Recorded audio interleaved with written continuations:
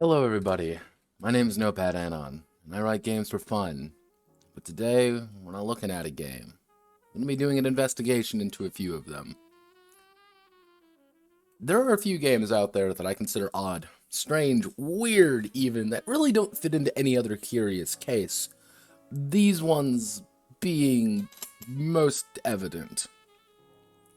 Now, the games we're going to be going over today, we're actually going to go over quite a few games. We're going to be going over, in total, I bring up my folder here that I should have opened previously, but I am a silly, silly boy and don't do that. We're going to be going over 1, 2, 3, 4, 5, 6, 7, 8. Yeah, we're going to go over about 8 games today. However, not as impressive as you would think, for various reasons. Now, I usually like to have a theme with these games. I like to have some overarching thing to make sure that everybody knows that it's a unified front. And this is no different. So, what is this actually going to be about?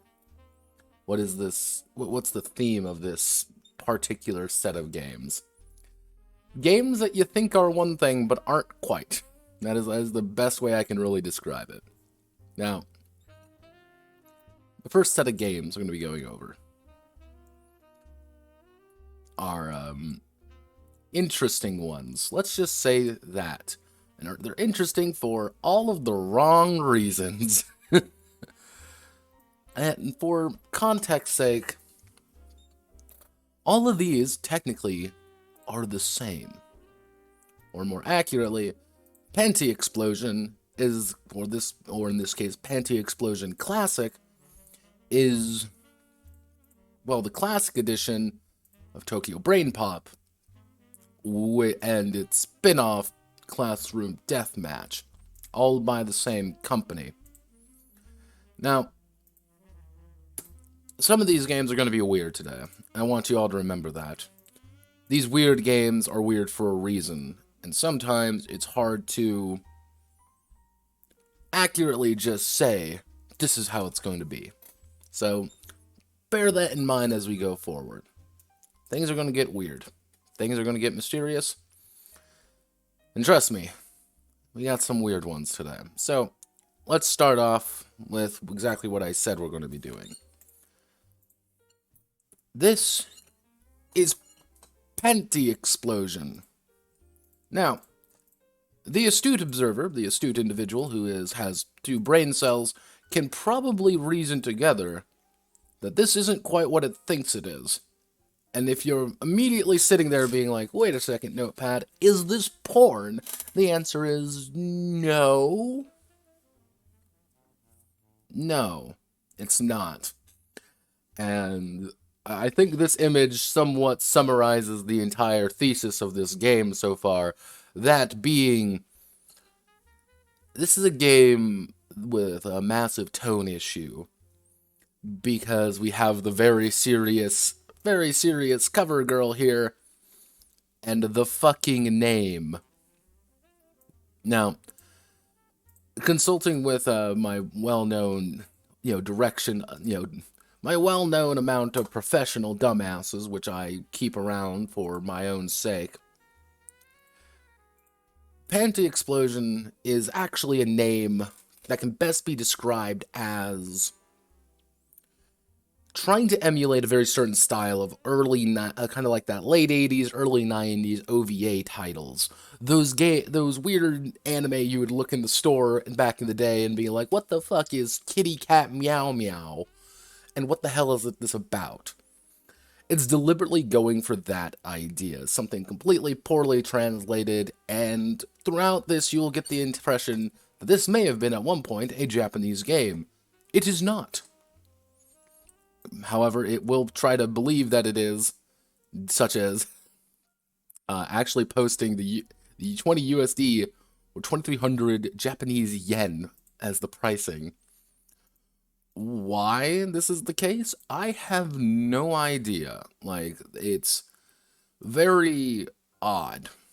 Now, who actually did this game, like this psychic schoolgirl adventure game. Well, I couldn't actually find too much on it. The big one that I could find is a guy named Jake Richmond. Now, Jake Richmond has a lot of different things. If you actually Google his on DriveThruRPG, he does pop up, and he's got a few games. Most notably, actually, his company is called Atarashi Games. His big games were things like The Magical Land of Yeld, which is anime TM, more specifically isekai anime. This one came out, when did this come out? 2018, about 3 years ago at this point. And I want you to look at this style, this look, and the way it is composed, because this will be important. Because Richmond does all of the artwork for everything. And since it does all of the artwork, you do see a clear escalation in ability, unfortunately. So, his other big game is Tokyo Brainpop, which is we're also going to be going over today, which originally I thought wasn't a game. I thought Tokyo Brainpop was a completely different entity from Panty Explosion and Co., but it isn't. This is the second edition of Panty Explosion, with a different name. Why, you may ask? I don't know. I can honestly tell you I have zero idea. Mostly because, if we go over one more, we see Panty Explosion Perfect. Came out in 2012.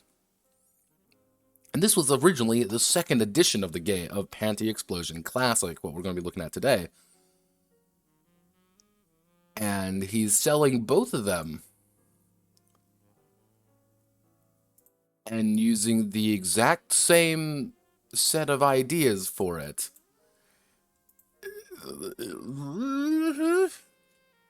You notice the artwork is the exact same as well. This guy is weird. Like, his entire gimmick, you can argue, is that he likes to do anime games. Hence, we have BXB, Boy X Boy, a literal game about that, which is also Girl X Boy, which is a other harem comedy game. The only one that I actually knew him remotely from is actually a game called Sea Dracula, which is about, well, lawyers and Sea Dracula. It's a nonsense game. It's very interesting, very little weird. Almost got on the list. But this is who this guy is. This is what he actually does. And people apparently adore him. And it's like, wow, he's the greatest thing since sliced bread. However, that's not what he actually does. His big thing is that he's an animator. And his big thing is Modest Medusa. This is his actual thing that he does by Jake Richmond. Which, this is his comic, which is based on him. This is like a weird biographical comic that he's doing. And he's been doing this for years. If we go all the way back to the first one, he started uploading this back in 2002. And that's Jake Richmond right there.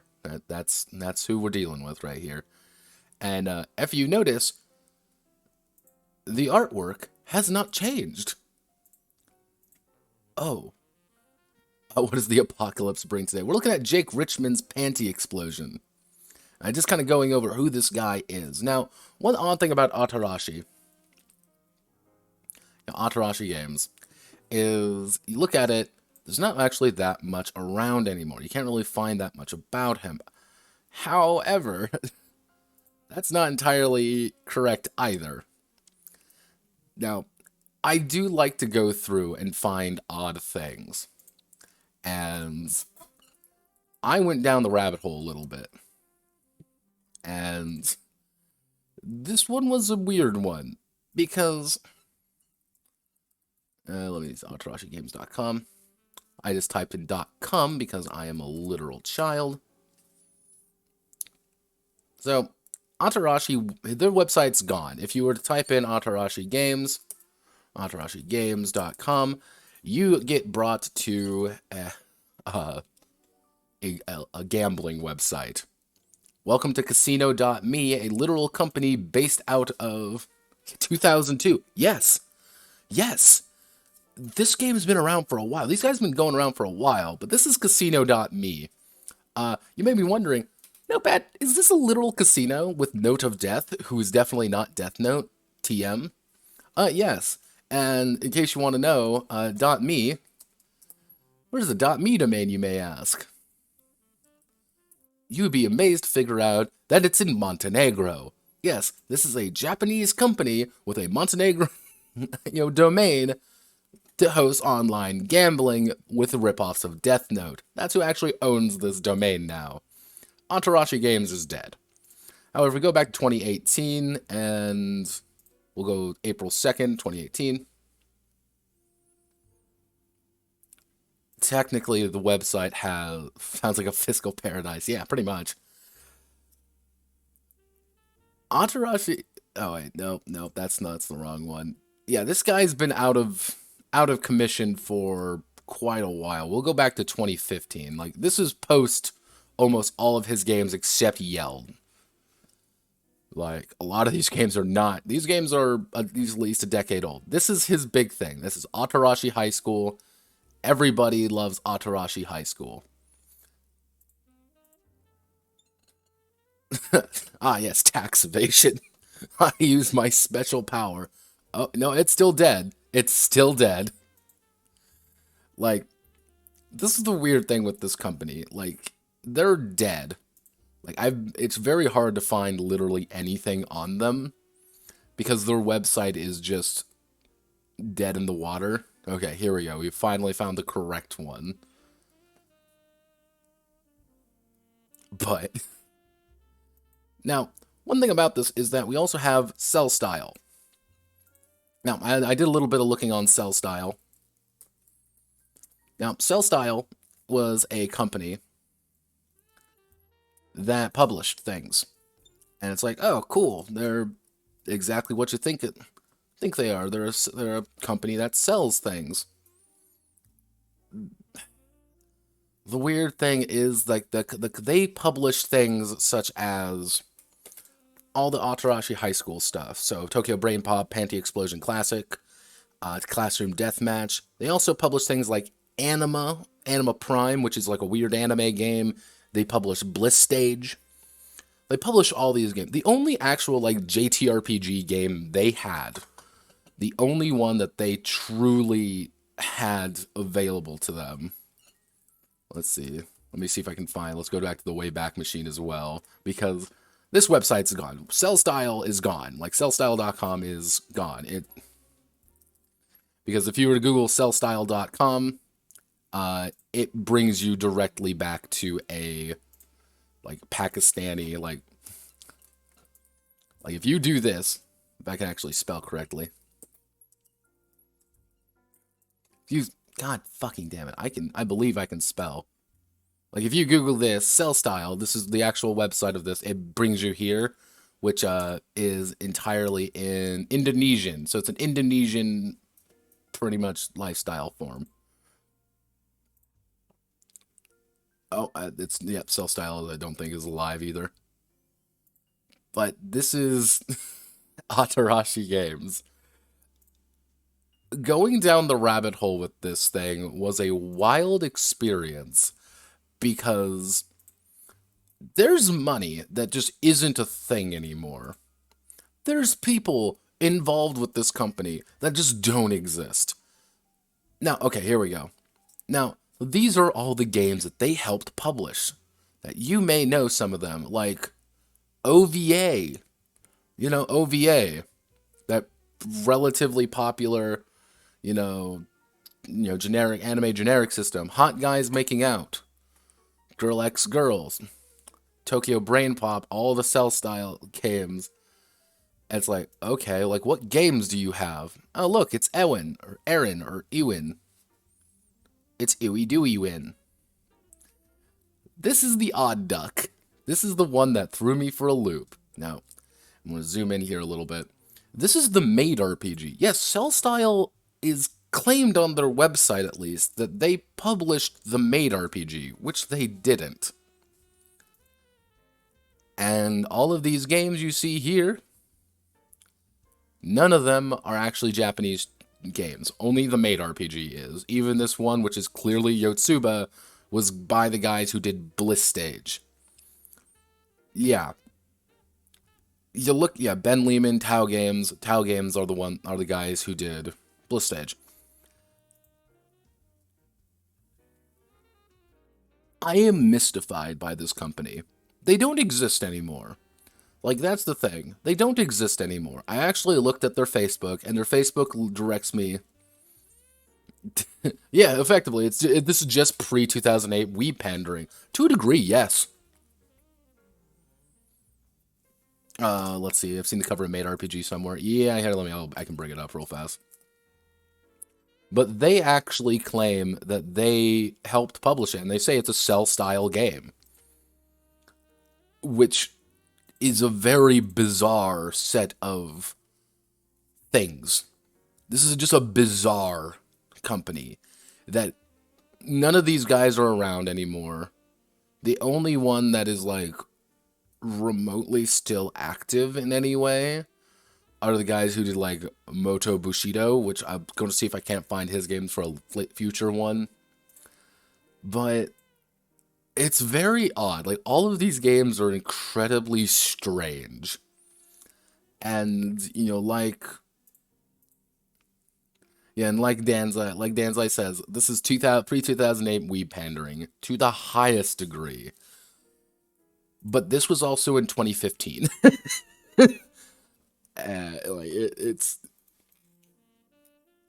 This is literally, I think, a company built on publishing these games. Like, no actual JTRPGs. I think they use the Made RPG as a, like, we're legitimate, but it ain't legitimate. It ain't. But now we've established who the fuck this guy is, let's look at the game. Now, Panty Explosion is a bizarre game. And this game came out in, let me actually bring it up. I believe this game came out in 2006. This game is 15 years old. It is legal in Japan and Pakistan. And that is a point that it will like to tell you.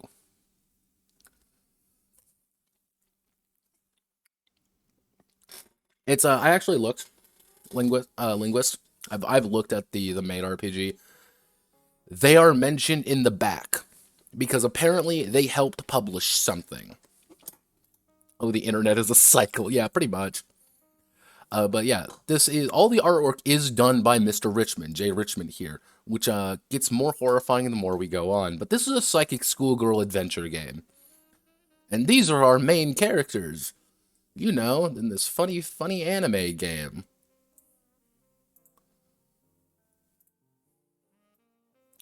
It will only get worse from here, folks. But yes, it's a narrative game. I'm going to tell you that right going forward. It's an adventure game about psychic and mundane Japanese schoolgirls battling nightmares, demons, ghosts, government agents, and often each other. That is what the game is. Now, I want you to think, right up from the bat, what do you think game that has this as the starting image? Like, you buy the game. This is the first thing you see. This is the absolute first thing you see. Now, what do you think this game is going to be like? You think it's going to be serious, or you think it's going to be funny? The first time I saw this, I'm like, this is kind of freaky. I'm like, that's on purpose, obviously. But then you look at the name. Again, like I said at the start of this game is a textbook example of tone problems. Now, they go over, like, how to create a student, and so you take the rule of a female Japanese high school student. Because, yes, you have to be a female Japanese high school student in this. You can't just be a Japanese high school student. You have to be a female. Yeah, it's not psychological horror, though, Jacko. That's the scary part. It's not. Now, they make it a big deal. Like, many students suffer breakdowns, an exhausted workload, and pressure to succeed from their family and teachers. And one thing I want you to just note is look at the design. I hate the way this game looks. I despise the way this game looks. Not just the art, but like the background stuff, and sometimes everything clips into it. This was early stuff, and it looks terrible. But pretty much the entire thing of the game is that there are demons, and they want to eat psychics sometimes. And psychics are a curse, and they're bad, but they're good, and they do things. So what is the actual game? Like, what is the actual game of Panty Explosion?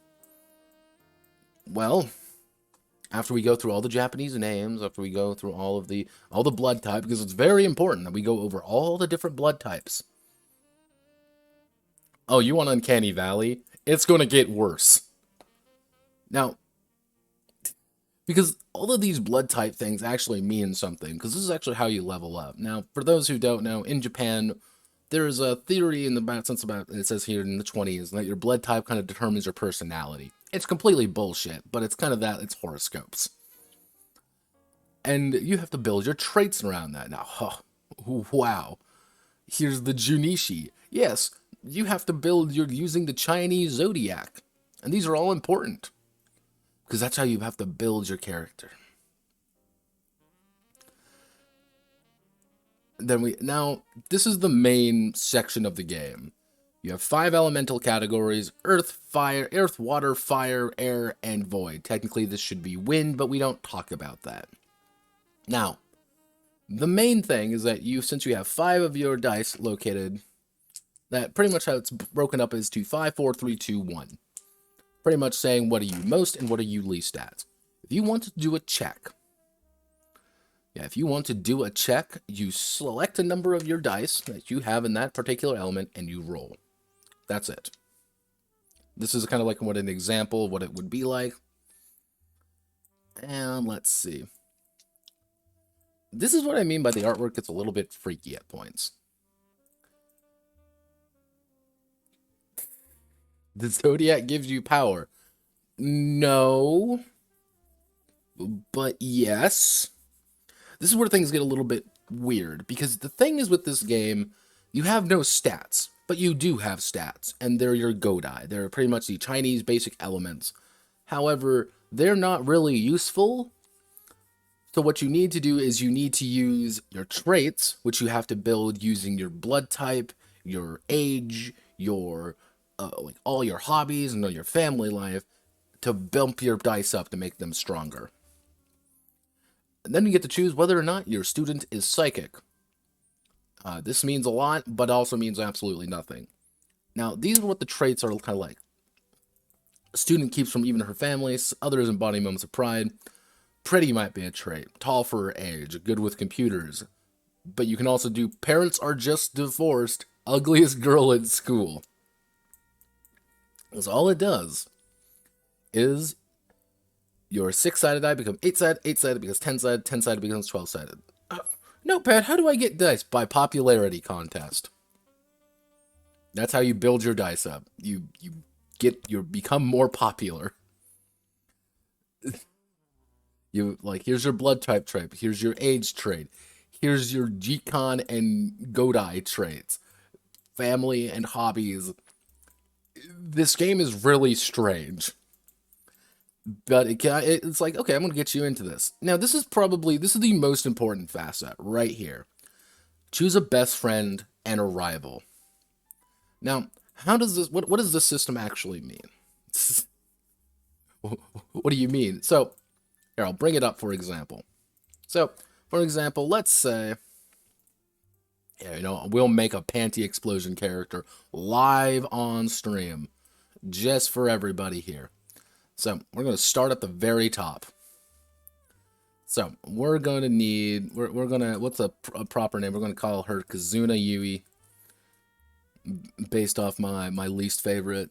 Let's see, I'm going to roll a D8. What's our blood type? Our blood type is O. No, we're AB.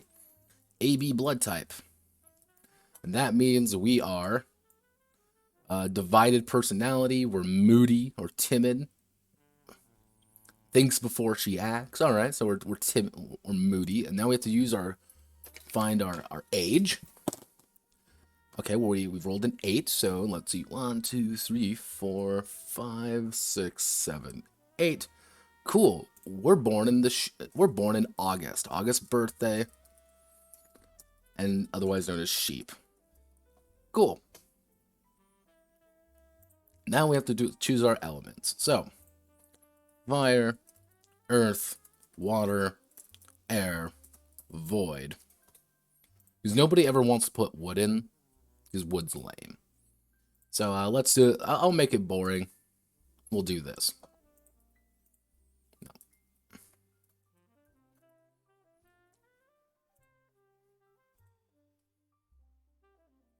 Now, are we psychic?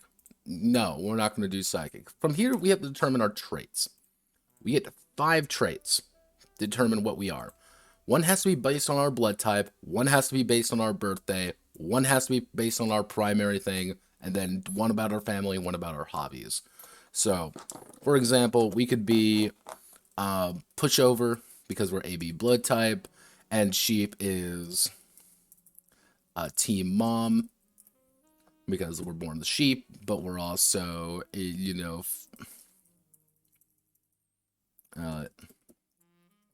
explosive temper because we have high fire. And what's our family life like? I don't know. Youngest of 5. And what's our final one based on our hobbies? Cooking class, you know, cooking club. There we go. Here's our 5. This is our traits. This is what a character looks like in this game. And if we are popular, here the big thing is if we are, for example, popular, what we're going to be rolling are D10s. If we're unpopular, D6s, and not really popular in any direction, D8s. But this is exactly all a character is. If a trait becomes relevant, we boost up our die by 1. A trait isn't relevant, we don't. Now, the astute observer may notice right away, hey, Notepad, where's health? Where's stats? Where's literally anything that kind of can be tracked to represent us being injured? Well,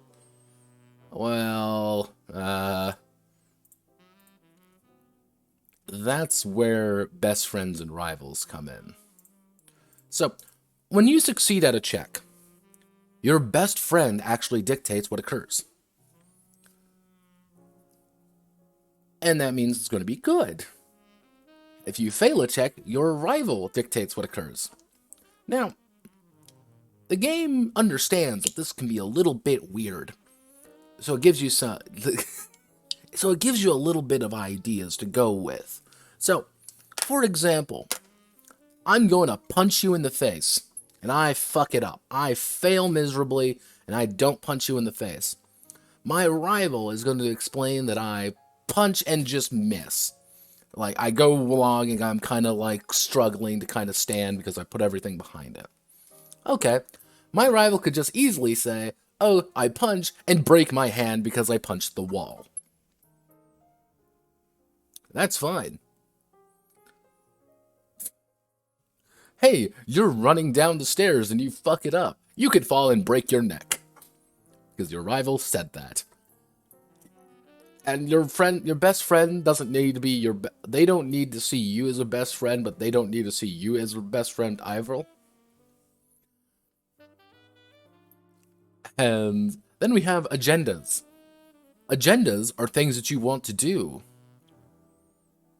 And if you complete your agenda, cool. If you don't, you don't, and everything gets worse. Because this is how you level up effectively. You complete an agenda, and you get something for it. You get a trait. So, for example, 3, I wants to keep anyone from finding about her embarrassing secret while she tries to make friends at her new school.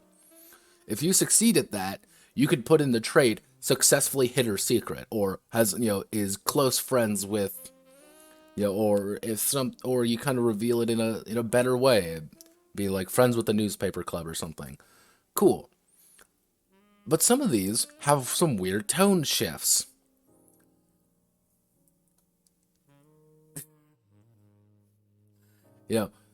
Your student is addicted to psychic energy, but the only psychic she knows has disappeared. She has to find a new source to get her psychic hits from. Wait, what? Wants to reveal her crush on her best friend. Oh, okay. Oh.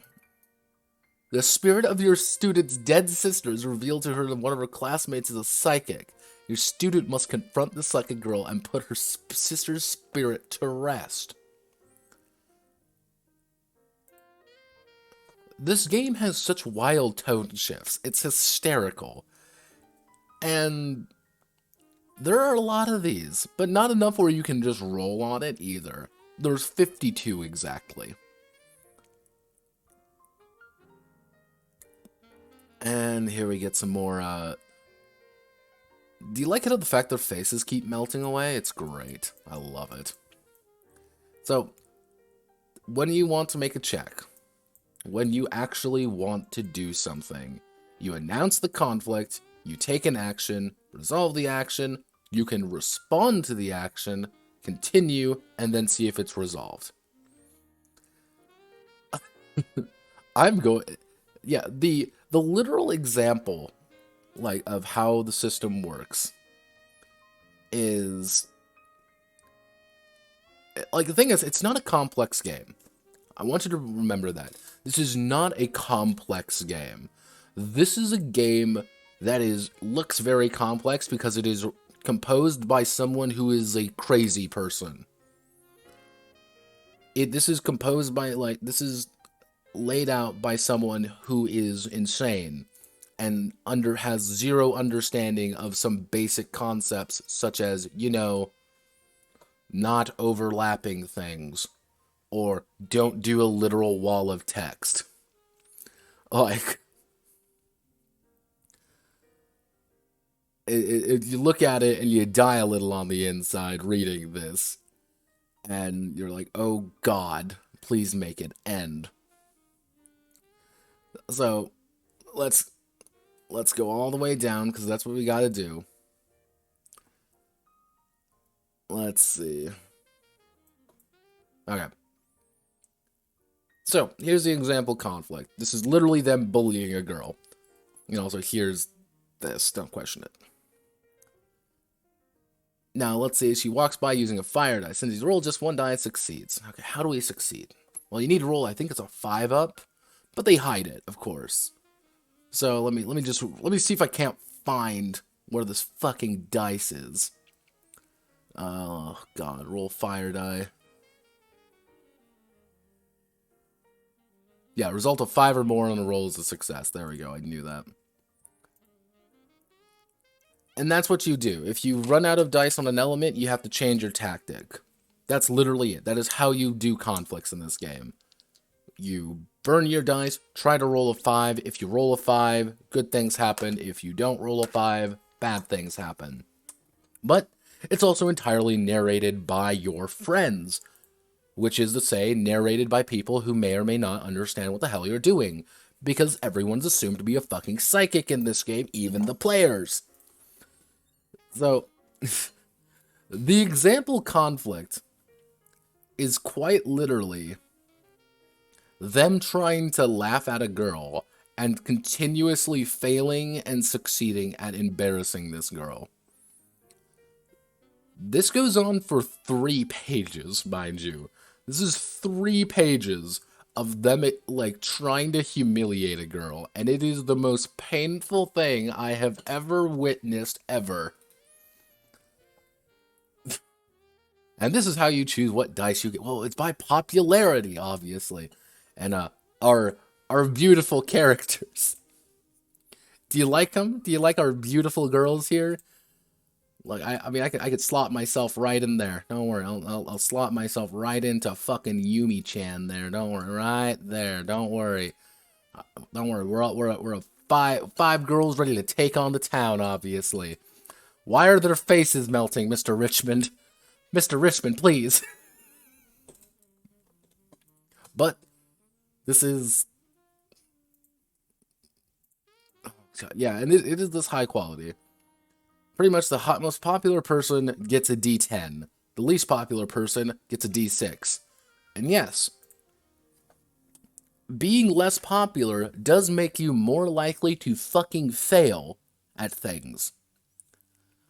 Which means your rival has zero incentive to vote for you. This does lead to some weird situations where it's literally a popularity contest sometimes to determine who's, who people like. Now, psychic powers are odd. So, what you do is, when using psychic powers, a student will roll d10 dice for the action instead of her normal dice. So, I want to use this. So, you can say, I want to use my psychic action for, let's say I want to punch a girl. I'm Notepad Chan, and I walk up and I'm going to deck a bitch using my fist. I can psychically augment that. Instead of rolling my d6, because I'm not very popular, I can roll d10s instead. However, my rival will always dictate what's going on. Yeah. The rival will always say what occurs. Describes both failures and her successes for the remainder of the scene. You still have to describe it as a success, but you don't really need to make it as a success. Now, some of these are interesting. These are the two main powers that you have. Okay, everyone, I want you all to remember this. What is the thing this game is trying to achieve exactly? That is, remember that phrase. What is this game trying to achieve? And the answer is, I have no fucking clue. I have genuinely no idea. This is what I mean by that there's this massive tone shift and this mass confusion of what the hell's going on. The entire reason this stream is coming to existence is because of thing that looks like thing but isn't. If you went into this game thinking you're going to play Psychic Schoolgirls, and it's kind of like this weird funny anime game, it's not that. It is not a funny anime game. Because it's supposed to be taking this seriously. And people are like, man, life sucks and I'm a psychic schoolgirl in my head. Like, these are your two powers. And your two powers are levitation, and you can use any of these dice. And then make heads explode. Does not have much control over this. Sometimes she'll simply cause a nosebleeds or breaking of bones. Occasionally, a victim's entire body may explode. Yes. The literal option is to make head explode. And the thing is that this isn't like kind of a narrative, like, oh, you're making someone's head explode. Haha. No, it's literally me taking your head and popping it. Like a fucking water balloon. And that's the game. Now, the big thing about, the big thing is that you're supposed to fight a demon at the end of every kind of episode, you could say. Is it trying to make Akira the movie, but with girls? No. And no, not at all. Because the thing is, Akira had a pretty solid foundation. They have psychic power. There are one or two people who actually have like legit psychic powers, and it's mostly about characters trying to figure out how do we stop them, and how do we, why they get to the place where they are. This game is trying to do two things. Yeah, this game is lacking. This thing is trying to do two very different things. It is trying to be, one, a deadly serious game about horror. It is a horror game, because yeah, this game doesn't want you to be a horror game. And it is also trying to be a funny, haha, schoolgirl game. Now the thing is, you can do that. You can mix those two together. Fucking, for God's sakes, Higurashi does that flawlessly. However, Higurashi, this is not. Because there's zero tone consistency. And, you create a school, and the big thing is you have to fight a demon. What is this demon? Well, the demon can be anything. Demons are all even wary of female Japanese students, and only discovered their potential power after the Second World War, the Japanese military harnessing the power of young Japanese girls since the late Heian period. Now, it's also one of those things you have to preface that this is a game written by a dude on the internet circa 2006. This is not a Japanese game. This is not written by a Japanese person. This is written by a guy from Portland. I think he's from Portland anyway. And it does kind of take some of the context of, like, let's talk about female Japanese schoolgirls a little bit weird. Like, it's like, oh, kidoki then. But it's the obsession with it that gets just a little bit weird. And this is coming from someone who did write a game about Japanese schoolgirls. But I did my fucking homework on that, and I acknowledged it was weird. They don't. Like, the thing is, demons are demons. And sometimes they're normal, sometimes they're like literal eldritch abominations. That's the thing. Now, the big thing is that they're built similarly to students, and that's the entire idea, because that's how the game is built around. However, if you fail an agenda, they get 2 extra dice. If a psychic schoolgirl uses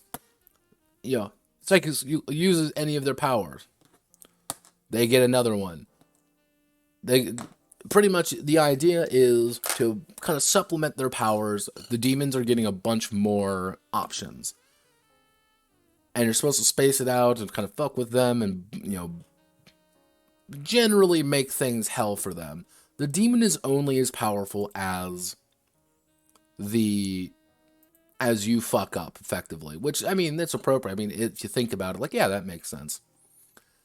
But also, my favorite piece of artwork in the entire game. Will I say Panty Explosion Classic is trying too hard? Yes. I will say it is trying very hard to do a very certain thing and failing at that. Because it can't maintain a proper, consistent tone. Because you look at this piece of artwork here, and it's like, ooh, woo, they're a cute Japanese girl. Cute Japanese high school girl. And then it's like, in the same, like, a paragraph before, bad webcomic art of the 2000s. My friend, this man does do webcomic art in the 2000s. Especially when you consider it's by the same guy.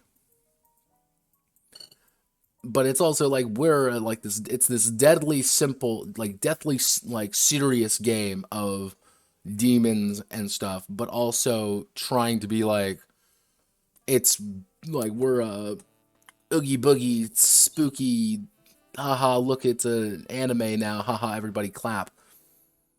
It's trying to be a lot of things at once, and it doesn't do them very well, because it's this literally this like blanket things, and it's also just weird looking, and the game just looks very odd. But it's also like, hey, let's have an entire section about self-injury, abuse, and bullying. Why? But why, you ask? And the answer is, I don't know. I don't know. This game just throws me for a fucking loop sometimes, and I am mystified by this game. But, like, is the game good? No, I won't say it's good. I'm not going to say it's good for one distinct, very simple reason, is that it does not actually have a good, consistent idea of what it's doing. Because it's trying to be a lot of things. Like, it's supposed to be like a Japanese high school girl simulator, but also it's like, yeah, don't worry, fucking face melter over here also literally can melt faces using her mind. Cool. No. What is... You look at it and you're like, your brain begins to melt, not of its own volition. However, this is not the only game. Oh, no. Panty Explosion Classic. No, it got a sequel. Well, a pseudo-sequel anyway. This is Classroom Deathmatch by the same company, same thing, same system. Jankier artwork, though. Oh boy! The artwork gets a lot more janky. So, what is it? It's Battle Royale. Have you seen the movie Battle Royale? If the answer is yes, you know what the hell's going on. They even call it by the same thing. It's not... They go over, like, the entire thing of, like, hey, this is how it goes. It's the exact same shit. And, like, that's the thing. It's the exact same shit as last time, mechanically speaking. Your friend dictates your successes, your enemies dictate your failures.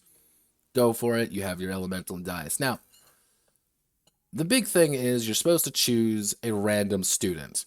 There are 50 random students in the game, and of those 50 random students, you have to choose one of them.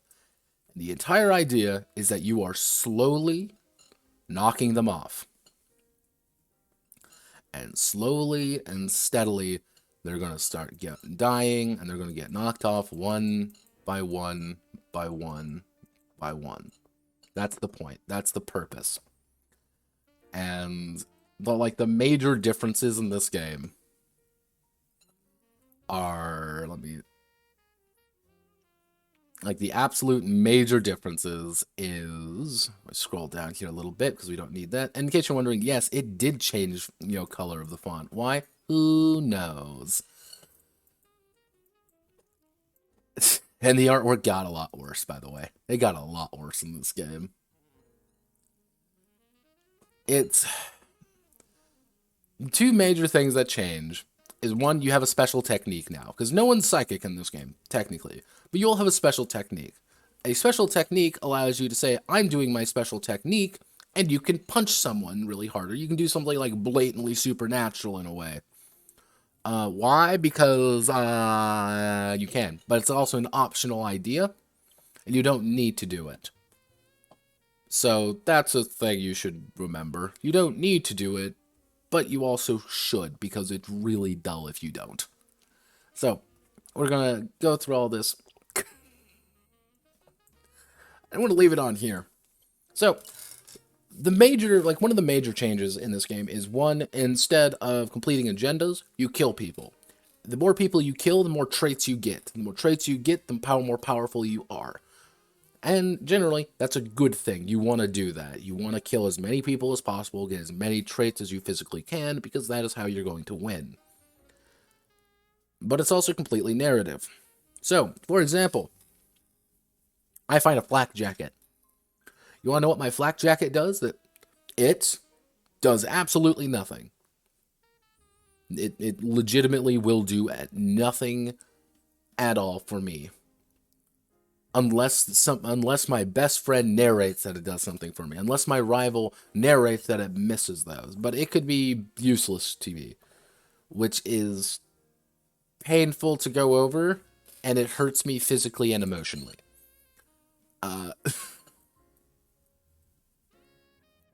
It's a weird game.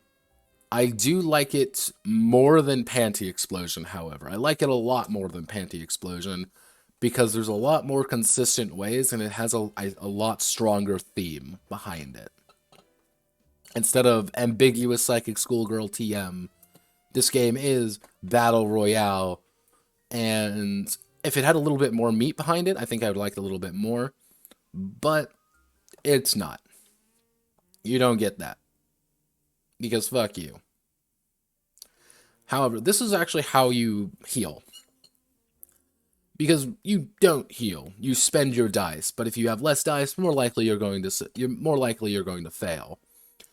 At 6 a.m. in the morning, you make an announcement, and you announce who had died, and you roll as the number of void dice you have. And every success you get, pretty much every 5 up, you get 3 of your dice back. This does create an attrition system, and I like that. And it's like every time you kill someone, you mark down on your student record as you get a new trait. Or you can change your actual elemental attributes by 1, but reducing another one. So you can switch it a little bit.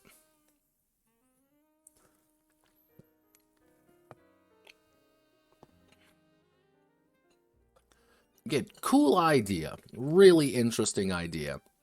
Fucking hate the artwork in this game.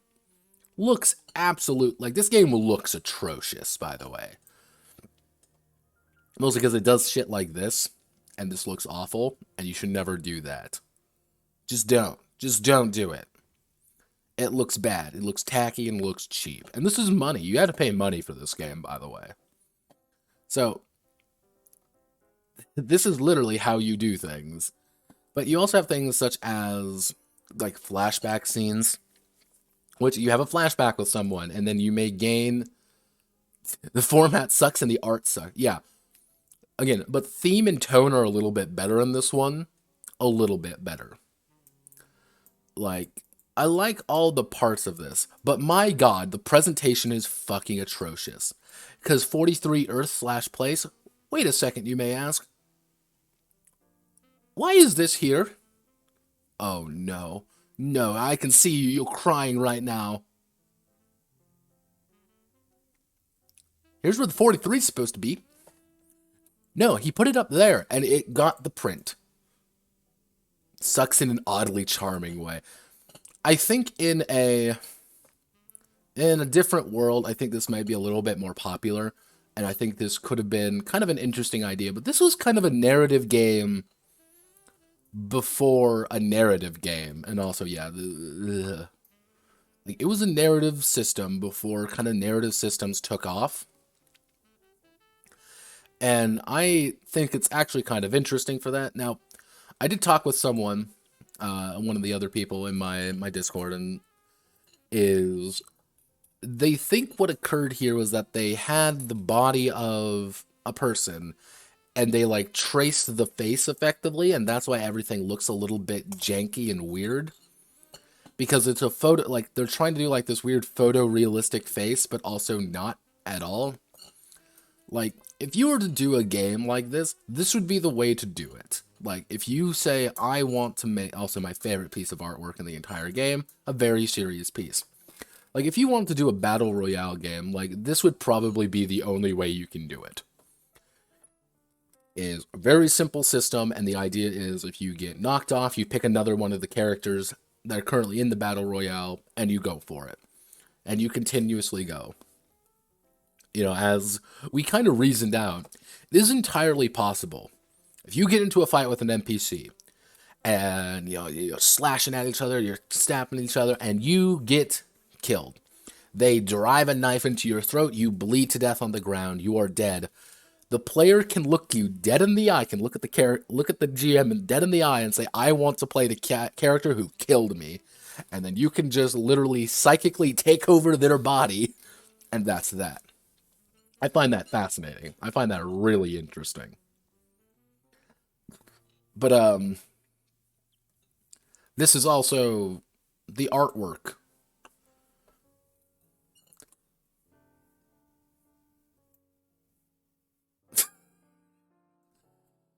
You never knew you had a sleep paralysis demon until now.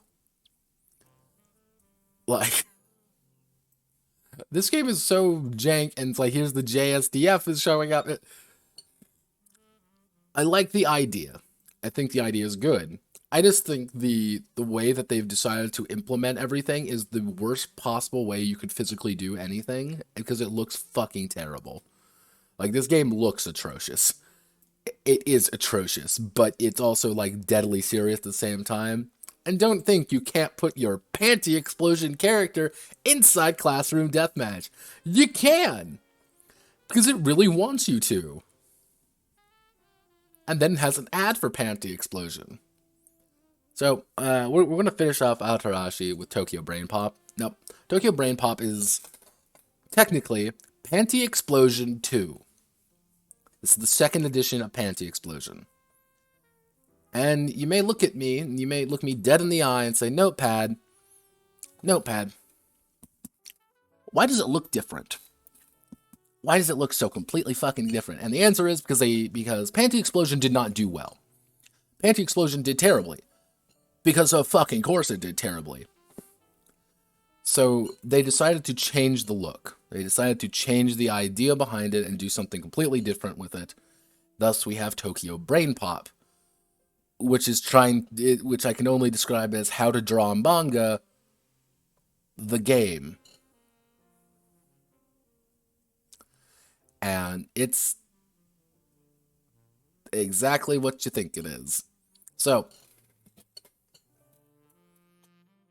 however, the big thing is, this is what your characters actually look like now.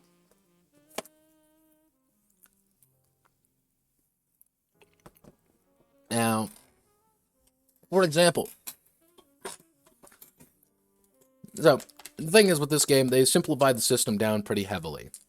You roll only d6s now. That's all you do. You roll a number of d6s. And I think it's... You only roll a certain number of d6s, and then you, depending on your personality, you succeed trying to do the same thing. Your details do the same thing as traits did. That is literally all this game is. It is incredibly simple and incredibly, yeah,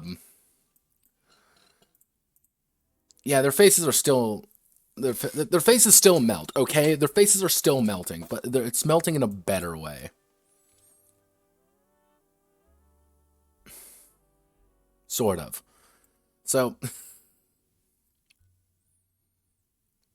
this game, again, is deathly serious at its own way, but also completely not serious at the same time. It's like, oh, Lord Almighty. Like, okay, all right, I'm ready. Let's do this. Yeah.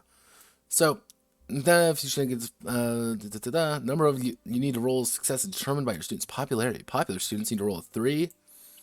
Only seen on 5 and 6.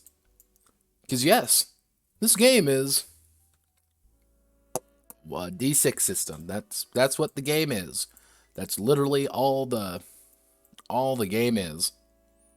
It is a D6 system in which you roll a D6, but you can add more D6s if it is relevant to you.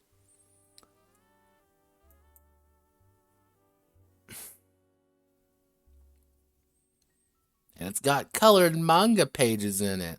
Look, everybody, it's got colored manga pages.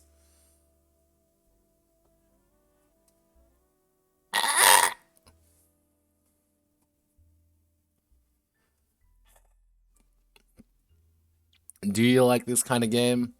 If the answer is yes, fine. I can't blame you. If you don't, I can't blame you. This game looks jank. Yeah, deep 2005 anime energy. This thing yells 2000s weeb like ghosts from the past. Yes, it does. And in case you're wondering, yes, it did come out in 2014. Or 2013. Yeah, this is one of those weird bits where you look at it, you're like, wait a second. Now, more great games from Cell Style, this actually confused the shit out of me.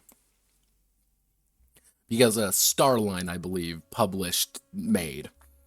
Which, this is claiming that Cell Style pretty much made. Notice how they don't actually cite who did, like, you can see it on the cover here who did it. But this is their other game. But don't worry, these are the exact same quality of game. You know, one's by a very good Japanese game designer with a lot of experience behind him at this point. The other is made by the man who wrote this.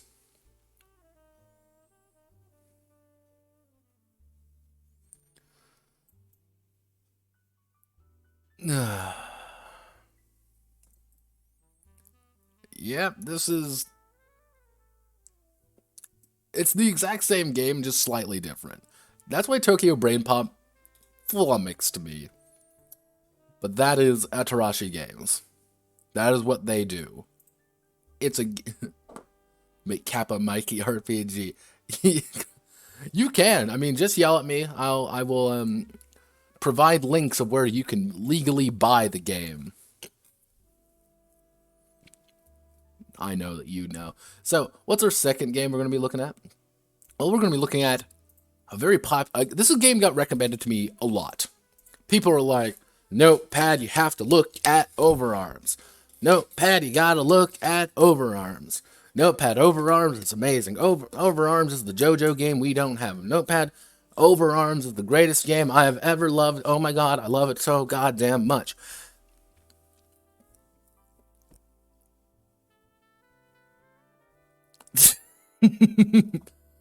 Yes, again, there will be links. If you are in my server, there will be links to legal sources to grab all the books available here. I'll never doubt. So, this is OverArms. OverArms came out a while ago. Actually, it came out, I think, late last year. So, What is OverArms about? Well, OverArms is a game about it's JoJo. It's JoJo.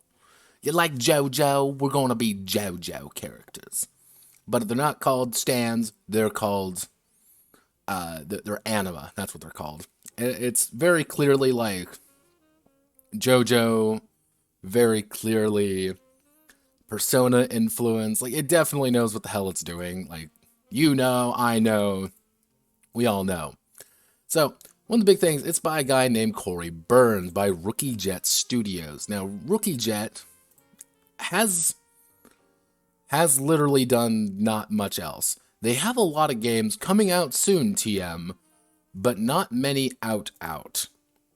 Like, the big one, like, their big games have actually been published are the Ryutama Neko Goblin Field Notes, Cyberpunks and Cadillacs, and, like, a bunch of quick start rules. Their next big thing, that everyone's super excited about is Red Giant here, which I am now incredibly worried for, mind you. I am incredibly worried for. We also have Bancho Meow Meow. Bancho Meow Meow is a $4, 8-page game. Don't buy it. Just don't buy it. Why would you ever do that to yourself? It is $4. You can buy literally anything else for it. It is 8 fucking pages. And not worth it. But the big thing is that one of the people who did a lot of the work here, as in like graphic design and such, is Emmanuel Galato. Now, Emmanuel, we've talked about him before. We have talked about this man before. And his big thing is that he is making a game called Fabula Ultima. Yes, he's making a game called, he's the one making Fabula Ultima, the TTRPG, which is legally distinct from Final Fantasy. It's not Final Fantasy, don't think about it, shut up. Now, I thought this was fascinating for more than a few reasons. But yeah, he worked on OverArms, and the artwork is done by a Juan Yi, who's a South Korean graphic artist. The artwork for OverArms is great. I liked all the artwork for OverArms. I think that's really good. I think the rules are a little bit less than...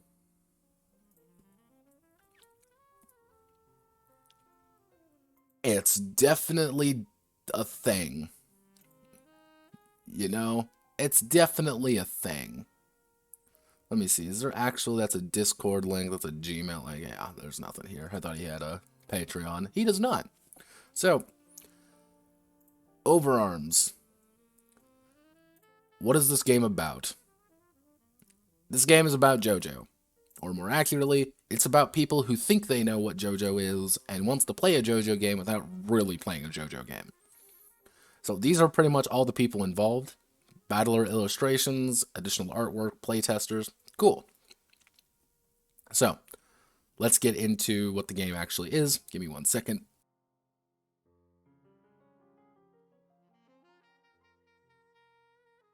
Sorry, I had to cough up my fucking lung.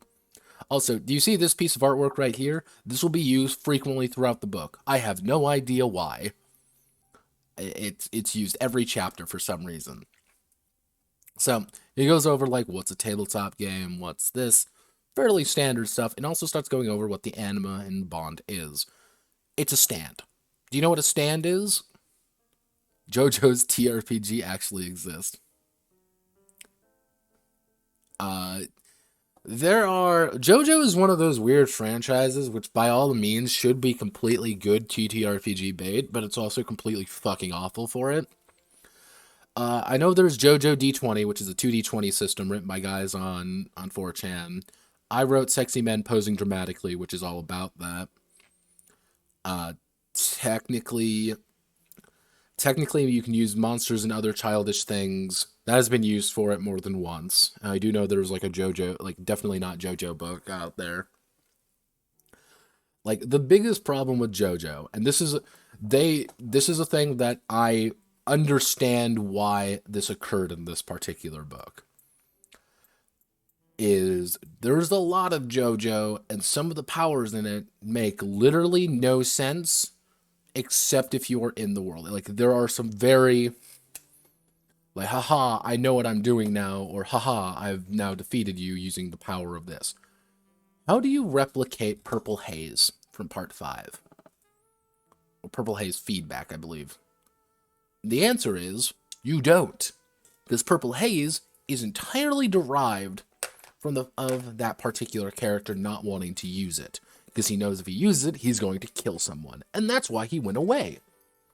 Yeah, the answer, you don't. Sex Pistols. You don't do that in any game.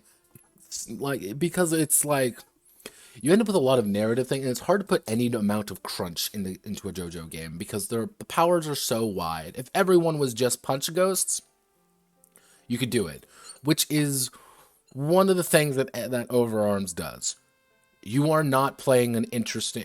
actually, how the best word is? You are not playing any other stand other than a punch ghost. You are playing a punch ghost of some variety. Now, the big thing with it is that you use... I believe Varric coined it as as a dice ladder. I call them stacking dice. So... stacking dice is you might have a stat being D8, hello phone, you might have a stat being D6, and you might have a stat being D10.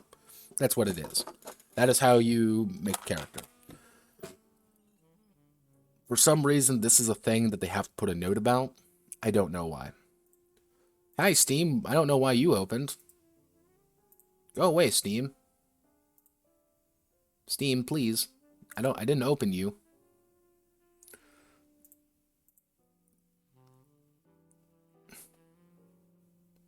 Because, yeah, like, most of the time, like, in JoJo, like, JoJo is fascinating. Like, I love JoJo, mind you. I'm a filthy JoJo fan. And yes, I have taken a shower within the last week.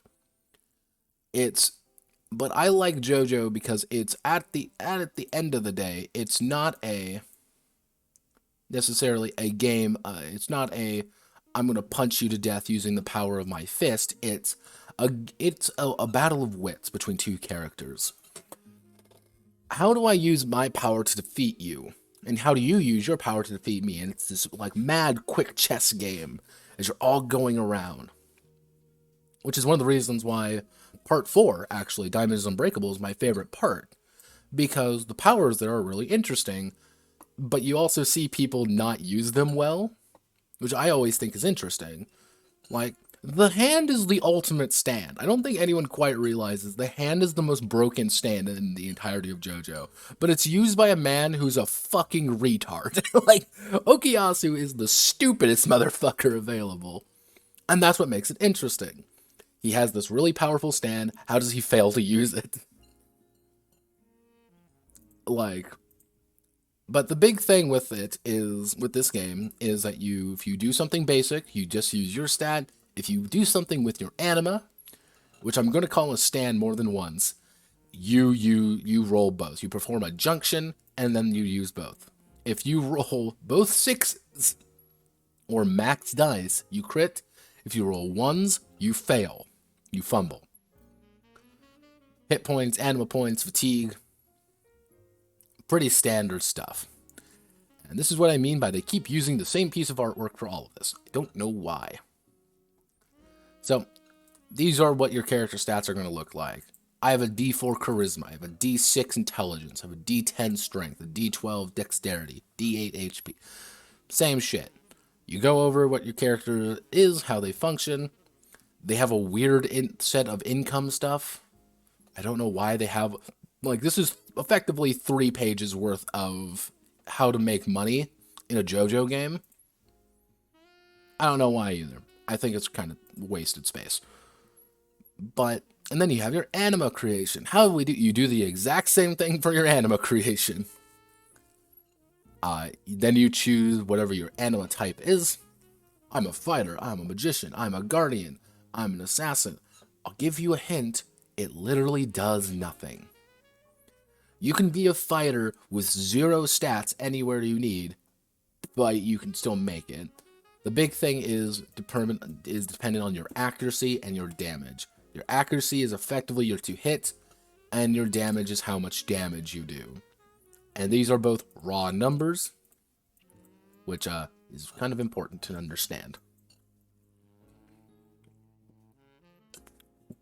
But who the fuck cares about stats? Tell me about anima abilities, Notepad. Tell me about anima abilities. Anima abilities are whatever the fuck you want them to be. Moving on. Okay, I'll explain them a little bit more. One thing that the game does, and I will say this is the ultimate sin of this game, is, hey, how do I make ability? Do it yourself. Hey, how do I balance these things? Do it yourself. Hey, how do I make these work proper? Do it yourself. Like, this game does offload a lot in the GM just to effectively say, do whatever the fuck you want. For example, this is the last Baron. Like, he could absorb heat and store it within his blade, can then use the heated blade to damage targets or melt objects. There's no mechanics for that ability. There's 0 mechanics. It means literally nothing outside of the narrative. Can create a veil of scene that renders the user invisible and other users, other animus, and any NPC 10 seconds or 1 round of combat. Is there a reason of like why that is the way that it is? None that I could find. I think it literally just decided that it was going to be 1 round of combat. Now, what does this mean? And I've said this before. I've said this before with a lot of games.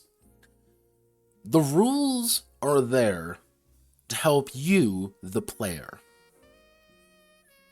And that's like my controversial opinion at some points, is like, the rules are there to help you, the player. I'm not just saying this as like, I write games, I want you to follow my fucking rules.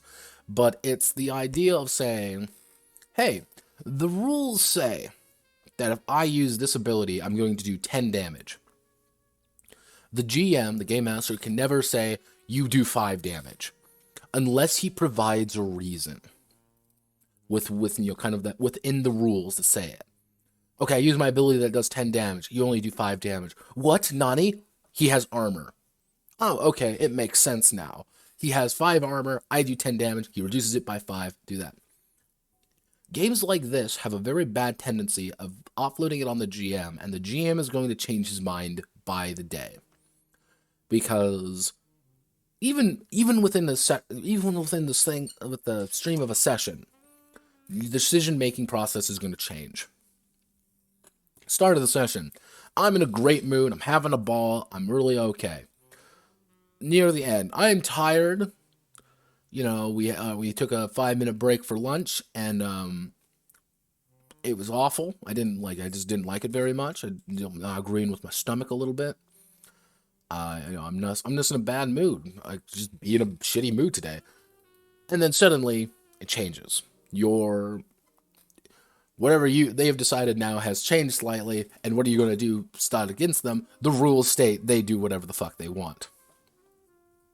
That's the key issue of the game. And this is literally what the game is about. You make a scene, and you do some checks. How do you make a check? You make a target number. Hey, I want to climb a wall. It's going to be an easy check. I rolled a 4, I succeed. Oh no, I need to use a junction to climb this wall, and my anima has a D12. So I'm gonna roll both, because it's gonna be a difficulty 8. I rolled a fucking 3. Oh wow, I rolled a 11 now. Wow, I fixed it. I climbed the wall. Ta-da, that's literally what this game is. That's all this game is.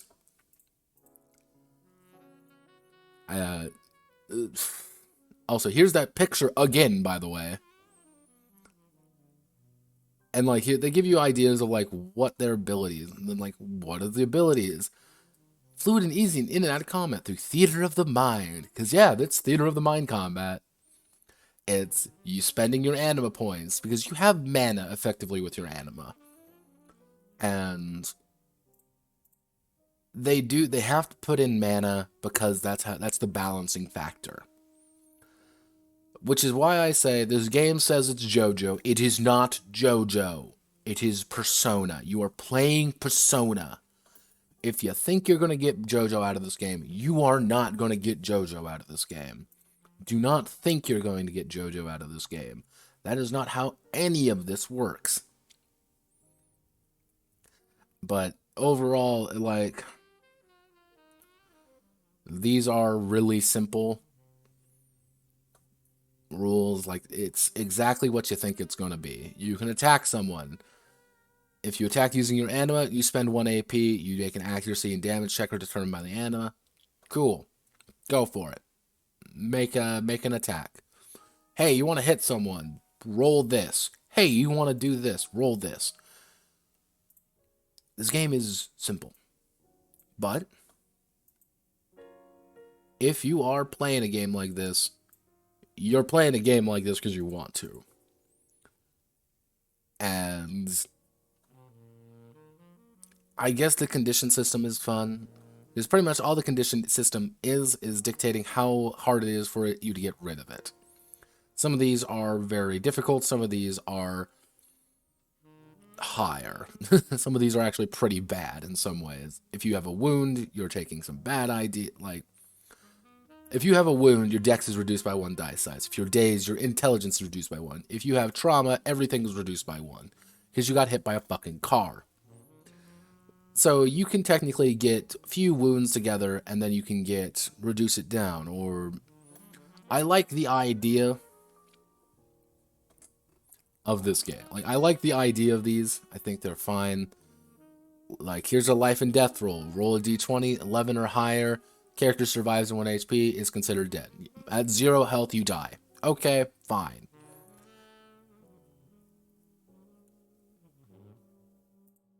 Do you want to use this game for anything other than a Persona game? The answer is yes. You're not going to get it. These are what the game is. You level up a little bit, you get some stat upgrades, you get some new abilities, and that's that. Like, this is like max level Baron. If you noticed, he hasn't really changed that much from his level 1. All the powers don't really do much outside of what's chosen by you, the player. Am I saying that's a bad thing? No. Am I saying it's a good thing? No. I'm saying that if you go into this game expecting something other than what it is, you're going to be disappointed in it. I want it to be JoJo. It's not JoJo. It's not. I want it to be that. No, it's not that. Also, by sheer technicality, a pistol is pretty damn good because you do your intelligence and damage, or you can also have melee weapon TM. And there are some, like, here's some golden relics. This is what I mean by, like, this game is Persona first, and everything else second. Like, the Mirage is, and the thing is, like, I wish they actually incorporated the Mirage more than what it is, because they kind of don't.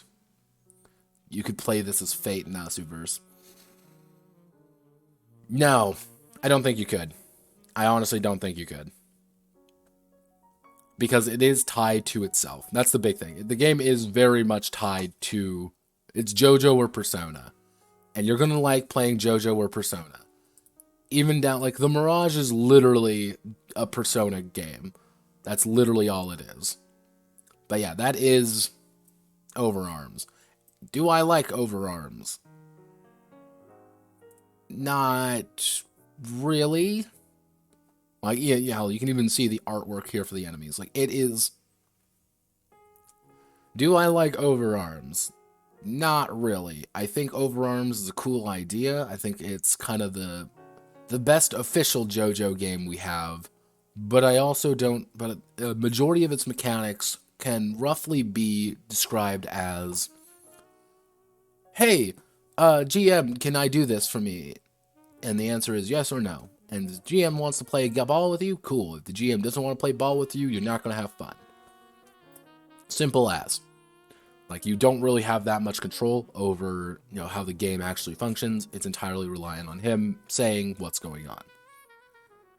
Now, one of the other things about this guy, Mr. Burns, is that he made Bancho Meow Meow, which, this is why I said don't buy this game. This game is literally 8 pages, and it's a D4 game.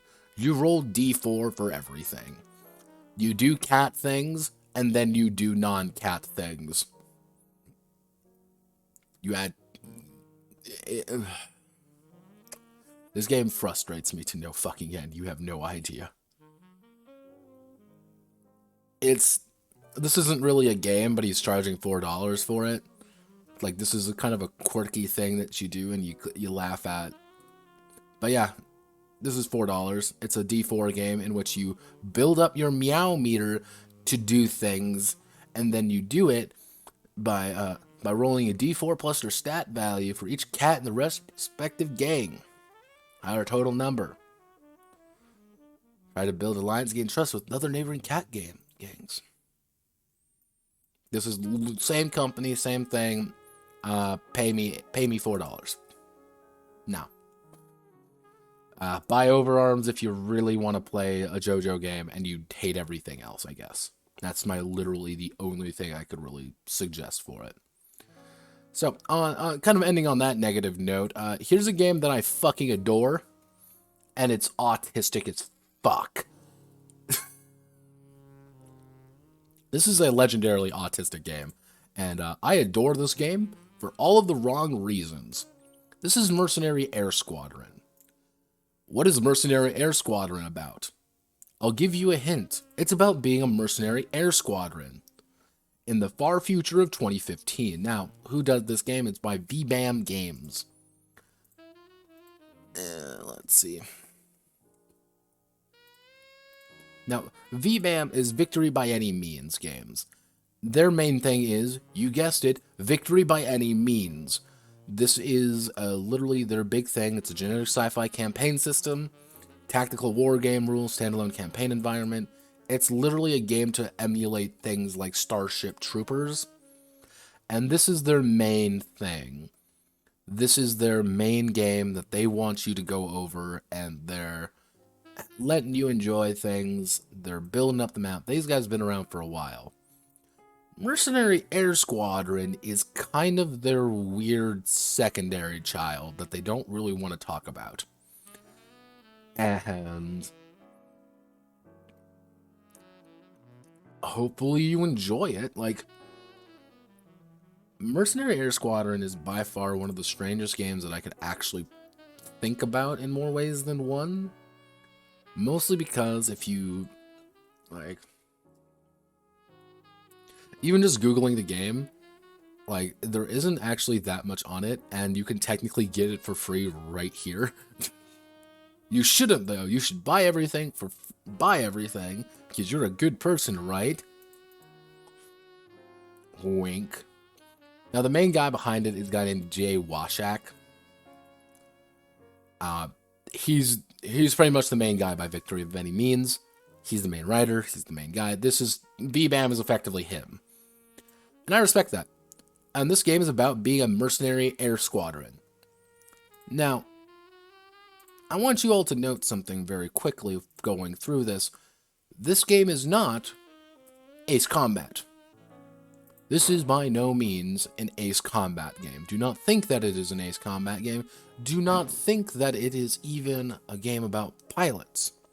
It's not.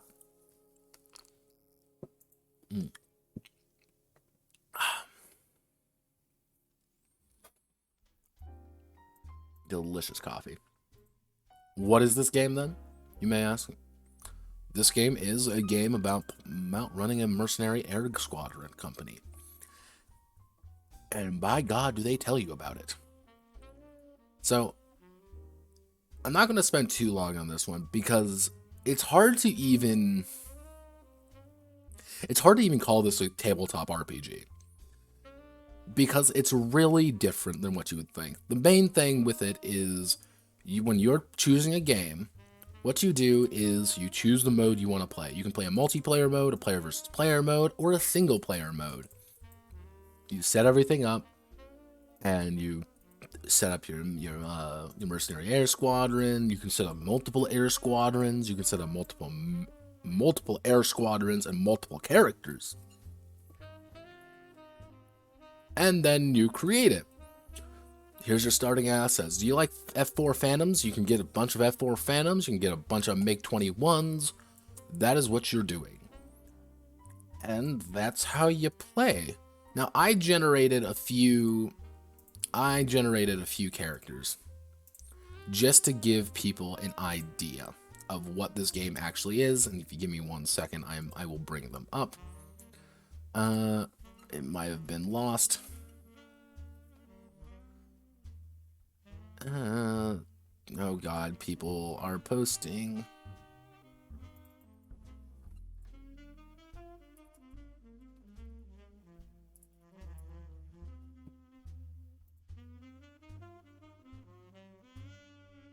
Let me see. Where the hell are we?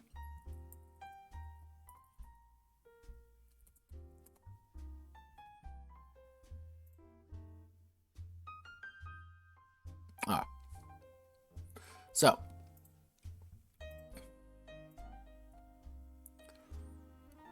let me just open that up real fast.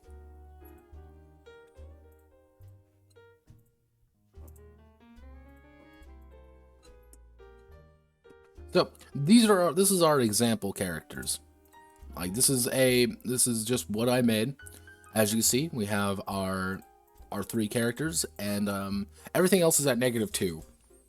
You roll a dice. If you hit, you hit. You don't, you don't. There's literally absolutely nothing involved with outside the plan. That's why it's kind of hard for me to even justify calling this a tabletop or RPG, because you don't really roleplay in this game. But that's not the point. That's the odd thing. Like, this game is not, like, you're not really supposed to. You are playing a squadron of mercenary air fighters, and you are doing that. This is literally what your pilot template looks like. And here's all the example. These are the example wing nuts, MAS. Now, the big thing is the campaign. Now, you choose your campaign, what you're going to go on, and the campaign has a certain number of missions. You literally have to bid on the missions. It is entirely possible, if you get fucked over by, when you're bidding, it's entirely possible that you will just skip a campaign because you just got to outbid for it. Gilly, I'm not doing that for that cheap. Fuck that. So it could be, so you might be getting paid $30, but it's like 300,000 or whatever.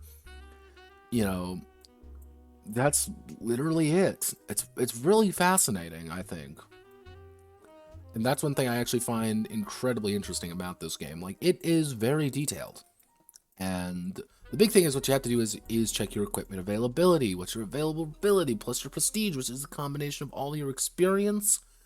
And then you have to purchase, and then you can sell your old planes, and then don't forget to buy freelancers. Freelancers are important. If you don't have freelancers, God, you're going to be kind of losing some abilities. You're not going to have some useful things. Then when you run a mission, you have to assign a pilot's in mission. You have to do the mission counter. Like, you have to do your wing counters. Then you have to do your radar. Then you have mission threat level. This game is incredibly detailed. Like, let me just remind you of this. And that's why I'm not really going to go over it too much. I just want to introduce people to this game, because this game is almost entirely about being a pilot. And it is probably the best game at emulating that idea of being a 2015 fighter pilot as seen by someone from 2007. Because this is when that game came out. Now, the big thing is, and it does do a very good job of emulating dogfighting. Because, guess what? Pilots suck. Because the big idea is what you have to do is you choose a band that you start out in. And you could do, let's say, our missions here, you may say, we're starting in band 2. And we need to travel 1, 2, 3, 4, 5. 5 bands to get there and do something we need and then bug out back home. Anytime you get into a fight, you have to use this scene. So, you may put your tile on the long, that means you're kind of out of the fight, you're going there, you can shoot missiles, but you can't really do much else, or you can try to bug out, you can just leave and go back to base. Fuck this, we're going to get shot down. Or the enemies in long, or enemies on the ground. Because, fun fact, you really don't need to worry about people on the ground when you are a fighter jet. You are a fucking fighter jet. You don't need to worry about them. But what do you do for a lot of these things? Well, that's where every single one of these things come in. These tell you what you need to actually roll to hit. Hey, can they actually hit you? Can they not? Depending on where you are. Because don't forget, you think you can avoid telling me where you are relative position-wise? Don't think so. Yeah, are you high? Are you low? Are you medium? You have to be low to target ground targets. And is this actually Wing 1 here? Or is Wing 2 engaged as well? Very different. And they can change at a moment's notice. Because this game is a management game. Hence why the literal character sheet is a fighter cockpit. And is the coolest fucking thing I've ever seen. This does intrinsically this strokes Notepad's teenage boy brain that goes unga bunga me like anytime we see something that is hardcore military equipment. It satisfies a primal urge inside of every human teenage boy, where we say, oh boy, it's something big and explosive. But what you do is you gather everything up. You're choosing what the mission threat level is going to be like, the encounters, and then we have to choose. And then here are all the options actually in combat. So you can climb, if that's good, but you use fuel. You may not have enough fuel. You can engage altitude or higher aircraft. And then, what can you actually do if you want to engage? Which is different. Because if someone is not at the right angle for you, you can't fight them. If you're high and they're low, and you don't want to go down, you aren't fighting them. You're like, fuck that. And those engagement rings, and when you make a fire, if they're evasive, you're not probably going to hit. You're not probably going to hit at all, but that's not the point. Because, yeah, no, these can get pretty brutal when it comes to some of these. Because if it comes down to it, a raw D10 roll, I rolled a 3. Oh, aircraft destroyed, my pilot bails out. Because guess what? We're in a fucking plane and jet fighters. And, like, if you get hit by a missile, you get, like, a +4 to your damage.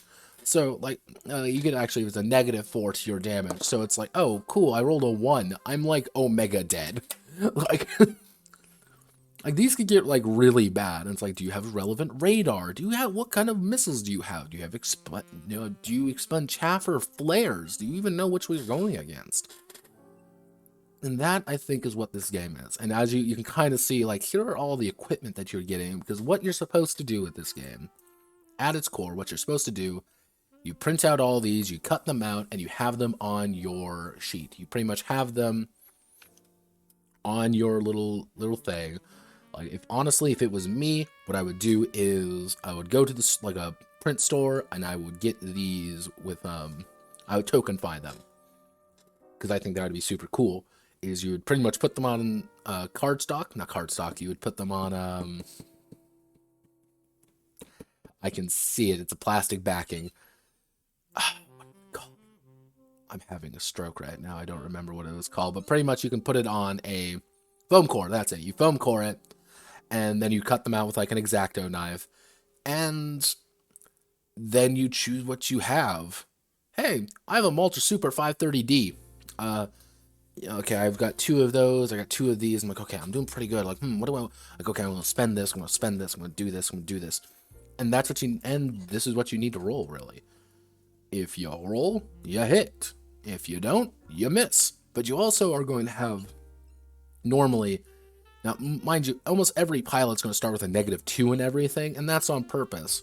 Because even having a 0 means that you're doing pretty damn good. You have a +2, you are a king of the sky.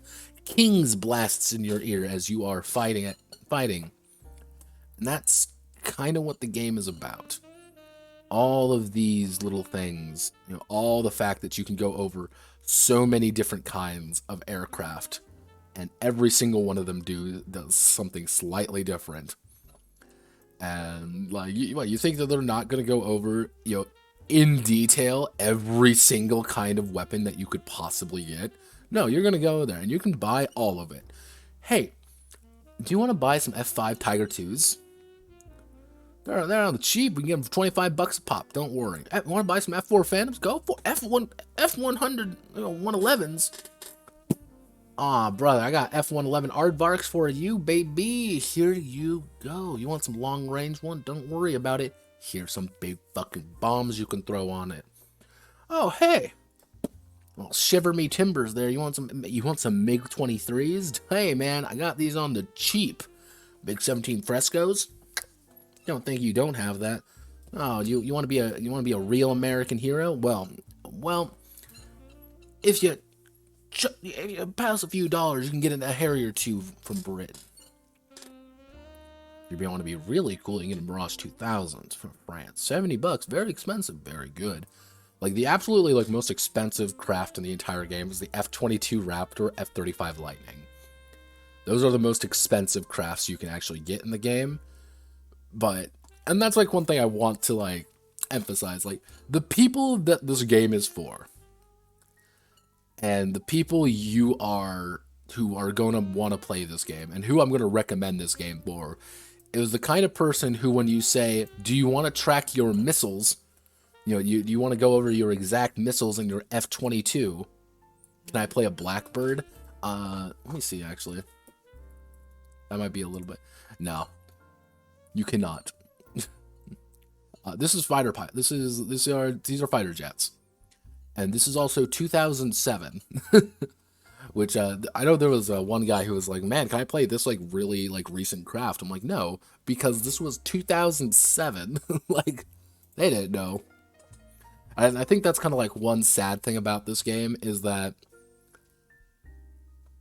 you can't really...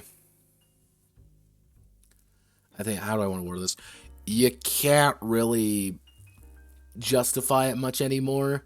Because this was before, like, the drone revolution really hit warfare in the past, like, 5 years.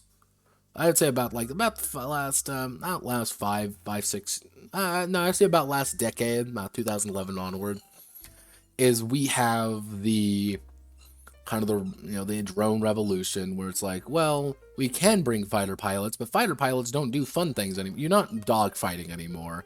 You send out some fighter pilots and you bomb the shit out of something you don't like. Yeah. But, no, like, they have some odd ones, like, I think the oddest one someone saw was, like, the SU-27 Flanker and shit like that, like the Young J11. Because it's weird, because it's not Cold War, but it's not Cold War stuff. It's...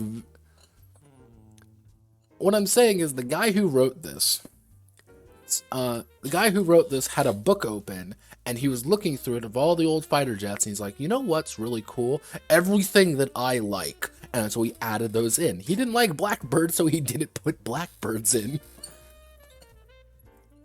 But is this game Ace Combat? No, this game is not Ace Combat. Do not think Mercenary Air Squadron is Ace Combat. Is this game a literal flying mercenary company game? Emphasis on company. Yes. And, like, one thing that is actually interesting about this game, and someone did point this out, you can technically play Mercenary Air Squadron with 0 input from another person, because you can roll on, like, a bunch of random charts they have about, like, oh, what bogeys are present, what do they have, what abilities are they, are we going against good pilots, are we not? And I found one story, it was like from a fucking forum in like 2010, of him going over his Mercenary Air Squadron thing, and it was like, yeah, I got intercepted by my rivals who were working for the enemy, and they blew up 2 of my fucking guys by using Sidewinders because I rolled poorly. Yeah, that entire campaign was me hell-bent on killing them anywhere they went, and I made multiple campaigns for the intent of killing them. It was personal at this point. I'm like, that is what this game is for. It's not for anybody except people who are completely in the idea of wanting to play this idea. And shine on. That's all I can really say. Shine on, Crazy Diamond. I hope people who play it enjoy it. The next thing we're going to be looking at, this is a little game, which I actually thought was fairly fascinating. This is FMPD, Fuman Police Department. Now, who is doing this game? What is this? Notepad, what is this? What is this furry fucking game going on? What is this? Is this some kind of like Beastar shit going on? Is this some kind of like Zootopia shit? No. No, but maybe. The weird thing about this game, and one thing I kind of wanted to go over about it, is I found it fascinating because if you do FMPD itch.io, this is done by a person named ToodleZYH, and it's kind of interesting. It's in Chinese. It originally wasn't Chinese or written by someone who speaks Chinese, and I was like, okay, who is this person?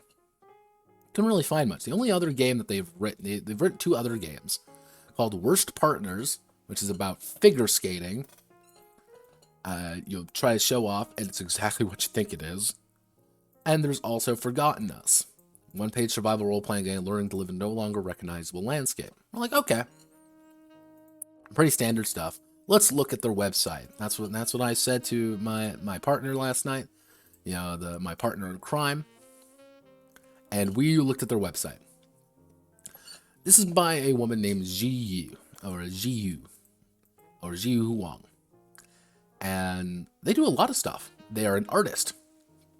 That is their big thing, that they are an artist.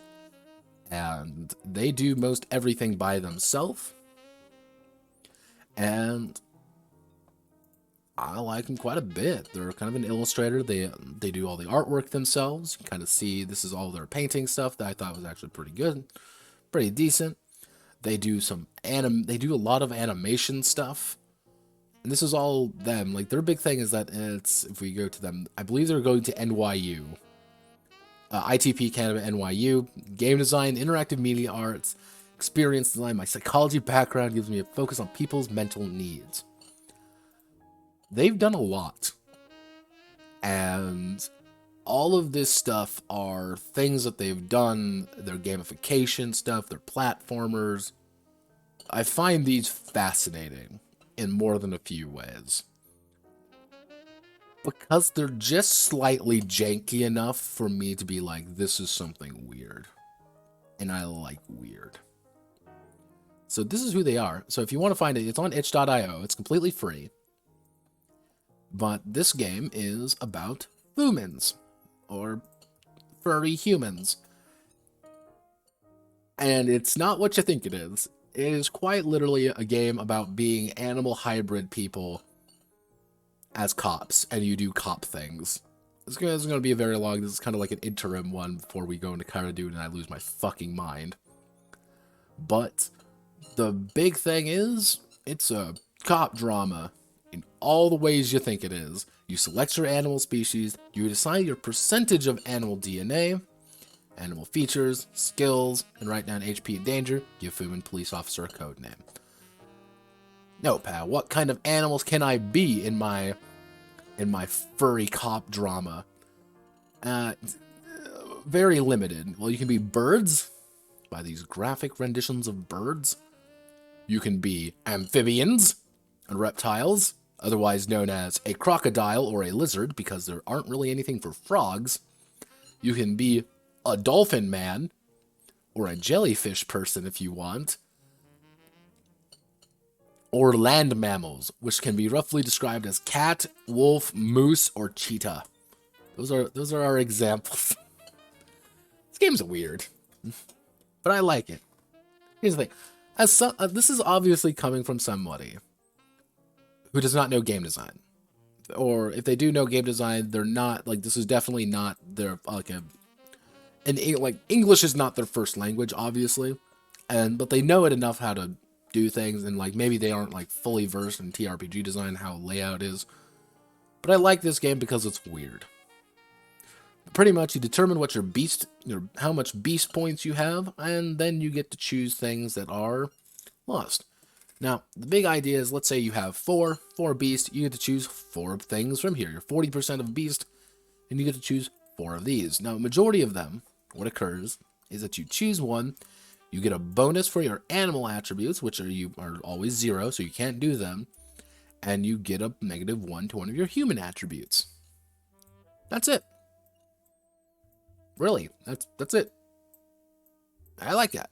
Simple. It's easy. And the skills, pretty much all what this game is, ultimately speaking, is that it is a D6 game.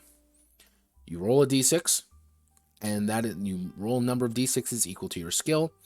And if we go all the way down here, tell you actually how to roll the dice properly. I just want to bring it up. So I want to do something. Let's say, for example, I want to sneak real fast. And I got 2 in my sneaking ability. So I'm going to roll 2d6. I rolled a 1 and a 3. So I'm going to select that 3. I partially complete it. We'll report what I get. Okay. I'll roll again. I say I'm going to roll again. I got a 4 this time. Performance is fairly good. You get what you want. That's what the game is. And very simple game. This is the sample character. This is a king, the tiger man. And for example, king here wants to attack someone as wants to do an animal attack. He wants to just fucking savage a motherfucker. He's gonna roll 3d6, and he's gonna take the highest. So, for example, I got a 5. I'm gonna do 5. It's gonna whatever the effect is going to happen.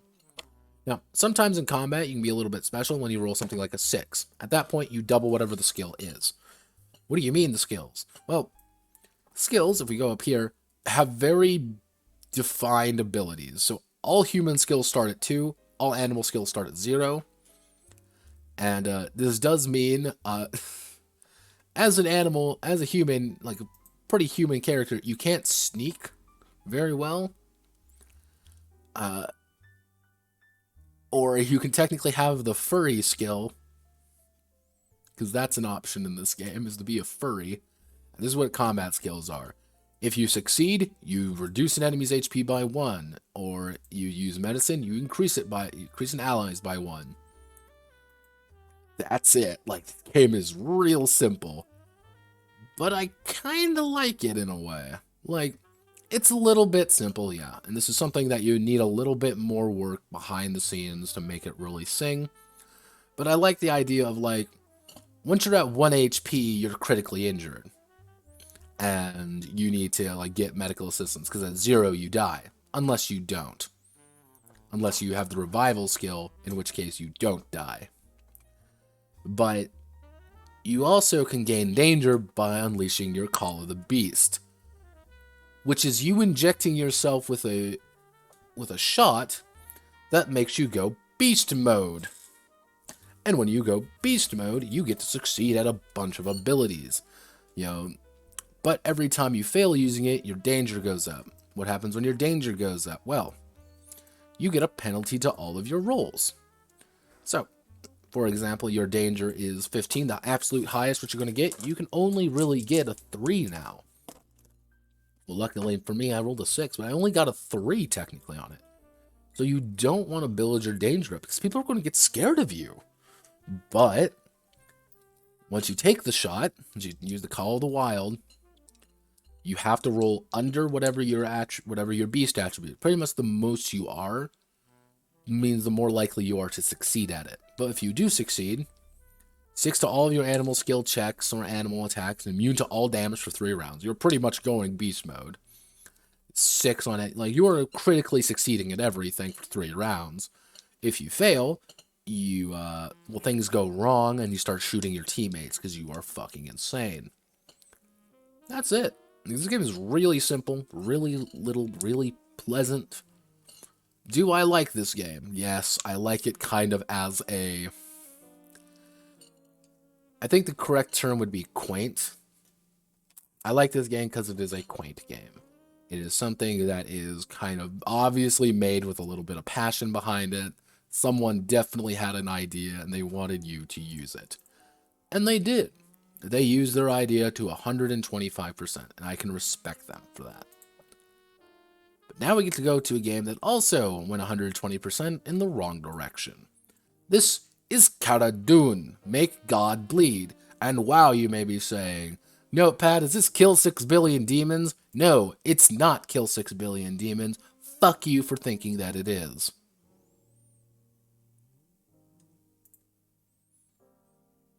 But yeah, no, this is Karanduun. This is a Filipino game by Joaquin Kyle Severa. Now, this guy is actually fairly fascinating for one distinct reason. You may have heard of a few... You may have heard of a few games by this person. And this is their itch page, like, oh wow, this looks pretty interesting. They got a lot of interesting things on it. Let's view them all. Oh, they're the ones who did Gubat Banwa. Oh, I've heard good things about that one. Now, the big thing that I know them about, like the big thing that I've always known them for, was Maralika. Yeah. Which Maralika is a very interesting game because it's about Filipino spirit mechs. I've always found this interesting, mostly because he uploaded this a lot. Now, the big thing is, like, I know this game particularly because he uploaded this to TG quite a bit. This was actually a TG darling for a very long time, and for good reason. Like, this game is actually a really interesting, fascinating idea, and it kind of won the hearts of a lot of people. By being something unique. Like, it's a mech it's literally a mecha game about Filipino spirit mechs. Neato Burrito. Alright, kind of cool idea. I wonder what else he's going to be making. Like, what else can he be making? Well, he made Karanduun. And, I don't know about Karanduun. So, who is this guy exactly? Like, what, outside of making Filipino games, what's his thing? His thing is that he writes Filipino games. That's literally all I could really say about him. His entire thing is advocate of violence. Sino una sign of Karanduun, Great Gubak Banwa, Mardika RPG. Princess murders the hero. This is who this guy is. He adores writing games, and I can respect that. And he does have a Patreon. I've been wanting to do Gubat Banwa. He doesn't he had a Patreon at least, but I can't find it anymore. But that's how he does things. He wants you to buy his games, and he's gonna make you buy his games, and he likes that. Art is usually fantastic, very evocative, very simple, very to the point. Like Gubat Banwa, I've been wanting to actually read. I've been wanting to find this game for a while now because it's kind of an interesting idea. That's Final Fantasy Tactics, the game. I'm like, cool. I like Final Fantasy Tactics. And then here's Make God Bleed, Karanduun, which I'm like, ooh. This one I read and I became a little suspicious. Let's just say that. I became a little bit suspicious of this game after I read Karanduun. Mostly because I'm not a huge fan of it. And I'm not a huge fan of it for a few reasons. So, what is this game about? At this core, this game is about attacking and dethroning God. So, when a god is killed, the universe is destroyed, the name be held inside exploding suns and falling stars. And they make this big thing about it's a very aesthetic game.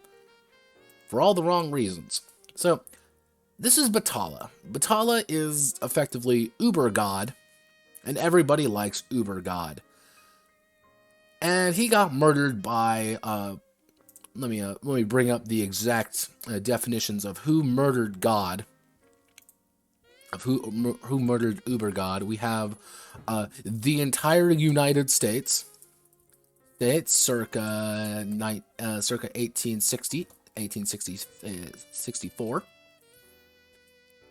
with mechs, with soul mechs, I should say. The entirety of Ghost Japan,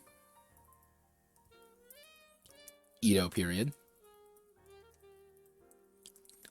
Actually, Spain. Like, those are the three people who killed God. Who killed Filipino Jesus.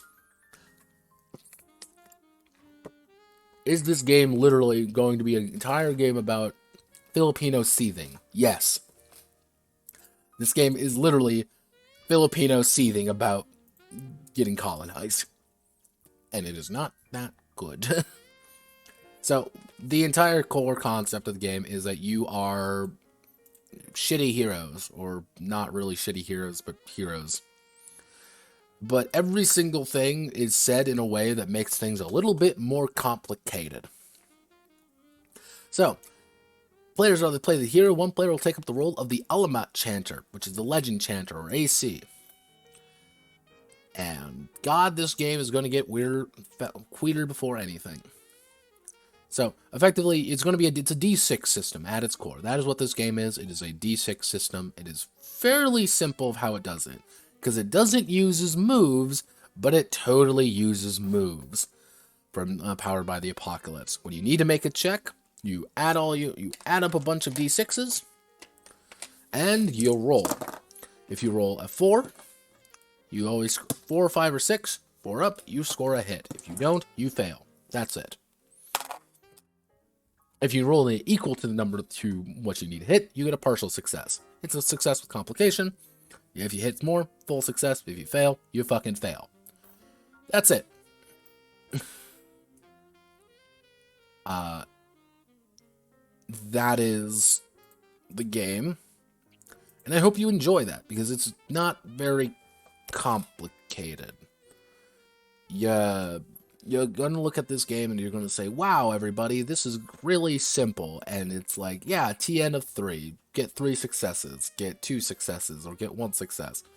This game is simple. Some people like that. Some people don't. So, but the problem is, it also pulls this shit, which is the fiction first rule.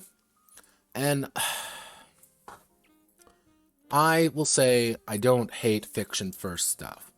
Fiction first is not a bad thing, and that's one thing you should always remember. Fiction first isn't bad. Fiction first does color things, though. And the problem, what it does, is that it colors it in a sometimes negative fashion. What it does is say, whatever is said here is not real. You know, you can say whatever you want, and it's kind of like what we kind of iterated upon with OverArms. The GM is saying what is and what is not. If the GM is having a shitty day, things are going to get a lot more problems. If things are not, things are going to get a lot simpler. It kind of depends on one person deciding if you're going to have fun or not, and what the story he wants to tell, or whatever the GM wants to tell. Some people are going to be okay with that. Other people are not.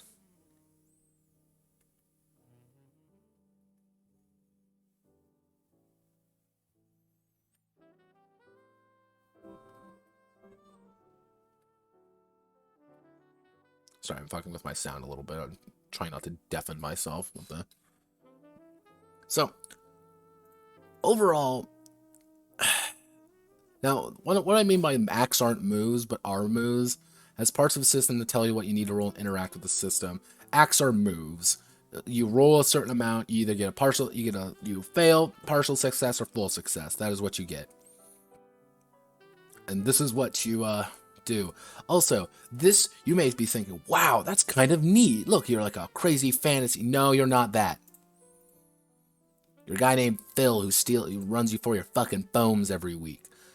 This game has a really weird culture, like, I wouldn't say culture, but has a really weird tone shift at some point with the art.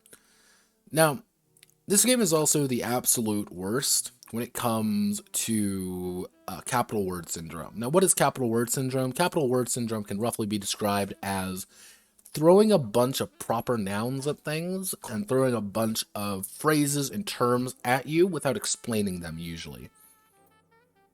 I'm just going to read this line. In the isle of the pearlescent archipelago, these men are the Kion Seraphs, who wield rose and staff and pentacle, bringing up with them the tortured god colonized in the northern islands of Diosveta, the abusive father, the first of the Trinity. The people of the archipelago toil for 500 years, but they look to Batala for reassurance. 100 years later, the Easterners rebel. An ancient Karanduun wielder of God and the great Supremo of the Brotherhood, and the Captain Generalcy of the Saint Laraz, and call himself the Republic of the Razarians. You look at this, and my eyes begin to bleed.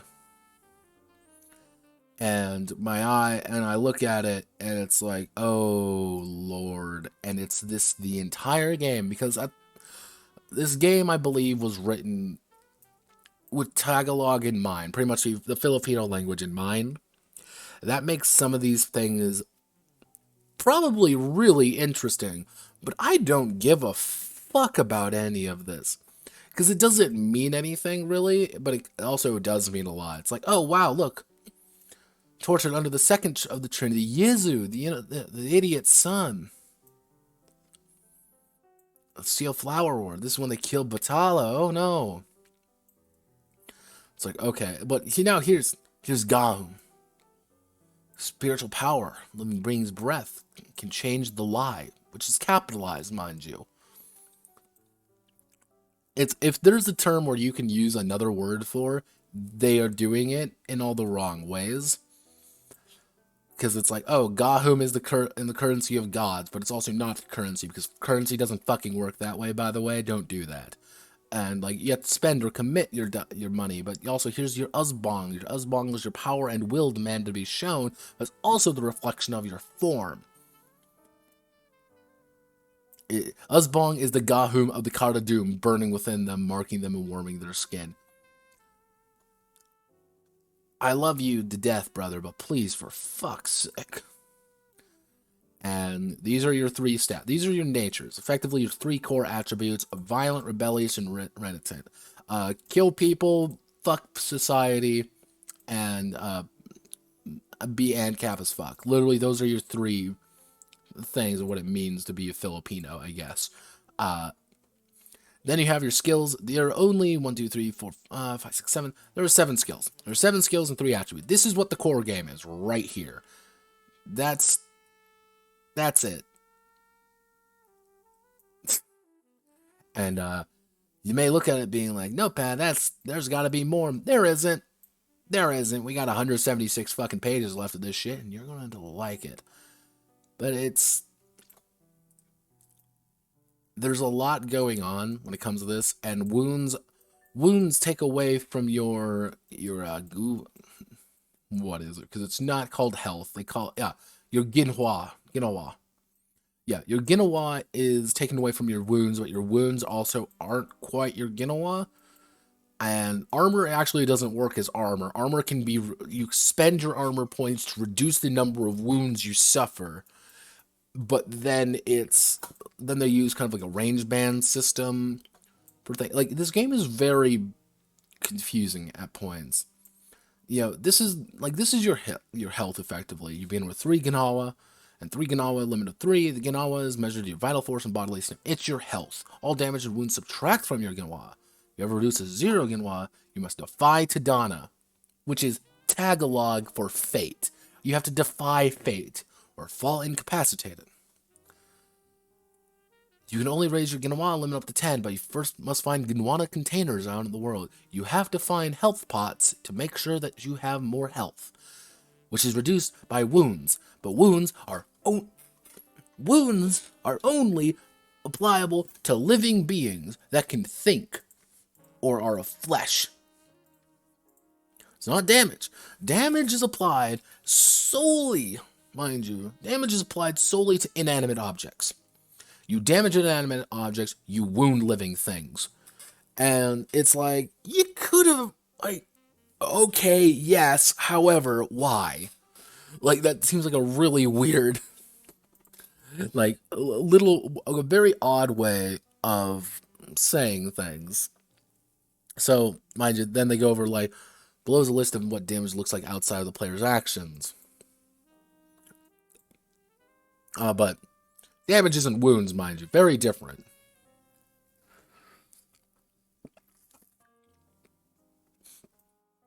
Oh, you don't know what a bolete tree is?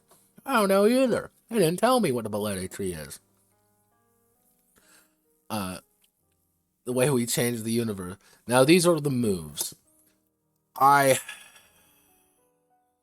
don't know about. Like, this is the part that kind of, I won't say soured me on the game, but this kind of, like, made my eyes kind of, like, violently roll to the back of my head as I, like, oh god, not this shit again. So, acts of what they these are called acts. Any action not under an act is solved entirely as a test and not rolled at all, but role played. Don't go looking around to you for acts to use, but you should. In fact, most of the time you won't be using these acts at all. They're narrative triggers. They're not buttons to press with a video game in response to something. Additionally, only players in Karanduun roll the AC responds. So, pierce the veil. On a full success, you find something useful that you can use. Partial success, failure. Oh no. Oh no, you may say. It's a move. That's what these are. And some of them, like, oh, well, you shouldn't really, like, these aren't usually going to be used, but they totally are going to be used a lot. Because you need favor dice. Favor dice are really important for all the supernatural bullshit going on. Because this scene right here, this does not occur. This is suicide. You need a lot, and I do mean a lot of favor dice to make shit like this work. You aren't fighting this. This is suicide times 2. Like, that is, like, not really a thing you should be ever taking part in. But these are what the game is. Are these acts. Do you not use the acts? Well, of course, but you're going to be using them. They say, oh, you don't need to use them majority of the time, but you do.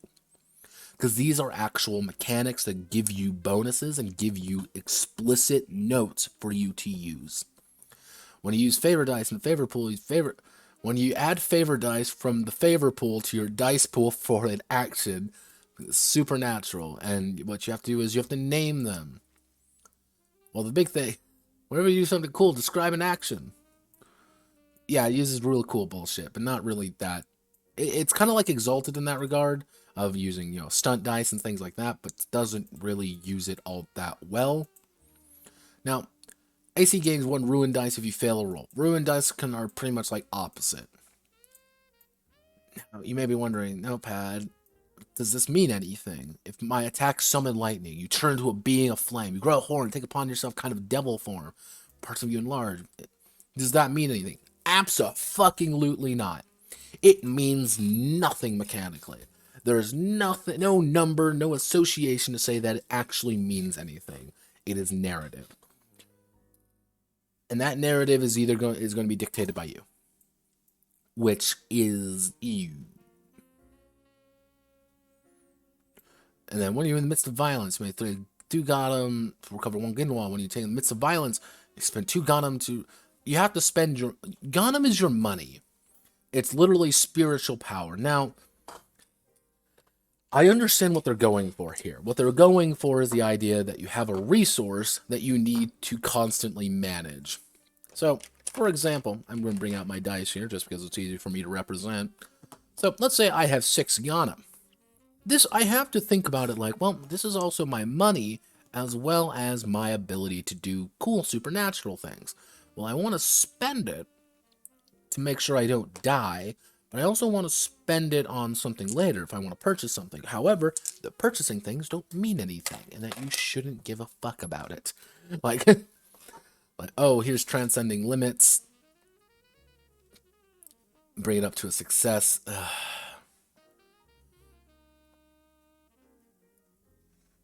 There's a lot of options here, which is effectively spend resource to do thing. Do you like spending a resource to do a thing? If you do not like that kind of system, you're not going to like this game. It's going to feel really boring. And you could say, like, oh, make God bleed. When you engage in violence, roll violent combat, rebellious combat against a character's target threat. Whoa, whoa. My God, wow. If you roll full success, take 2.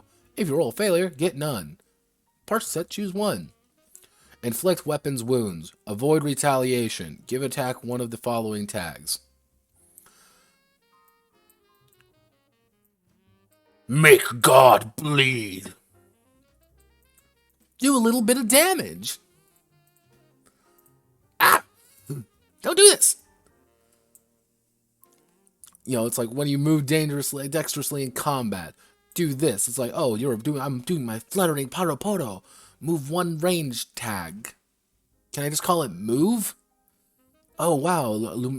Lumalong multo. Avoid wounds until you stop moving. Quivering Tubati. Tutubi spear. Gain +2 on my next Make God Bleeds attack. Oh. But you only, like, wait a second. I only need to target my threat. So if you have a threat of 1, don't really need to do that. Okay, let's wrestle God. No. Inflict 1 skewering wound. Next time from an ally does 2 monks.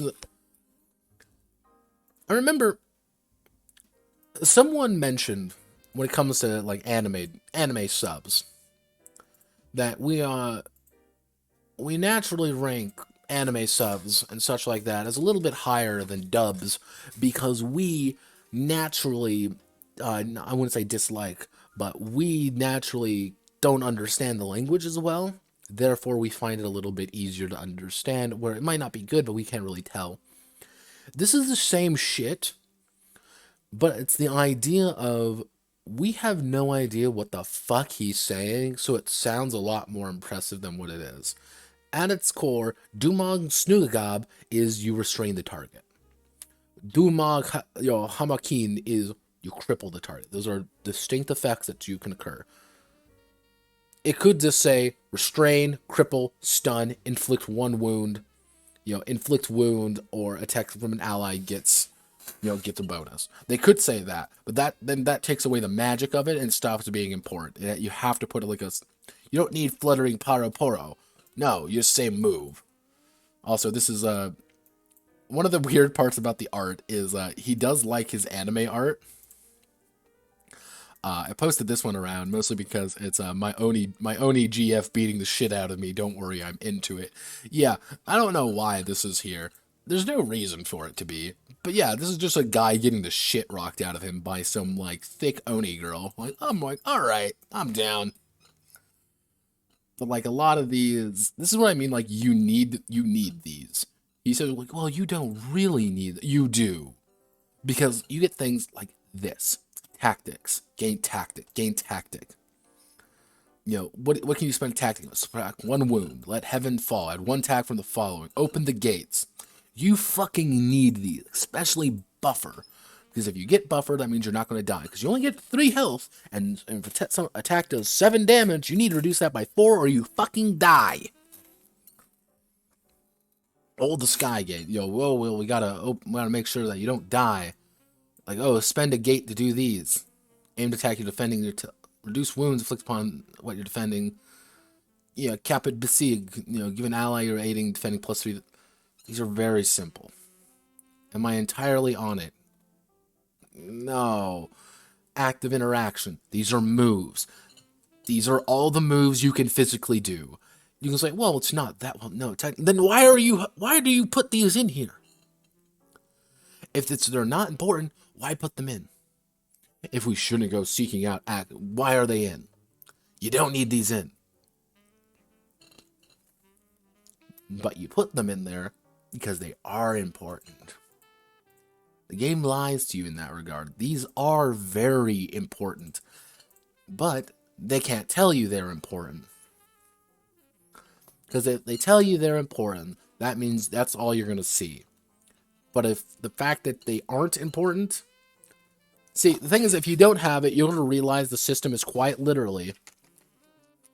Roll a bunch of d6s, see if you get high, if you get big numbers, 4-up. That's literally all this is. It's a 4-up dice pool system. That is what this game is, and nothing can convince me otherwise. Does the game have anything else going for it? Abso-fucking-lutely not. It is nothing against it. All these fancy names, all of these, cool ways that allow you to do things, doesn't matter.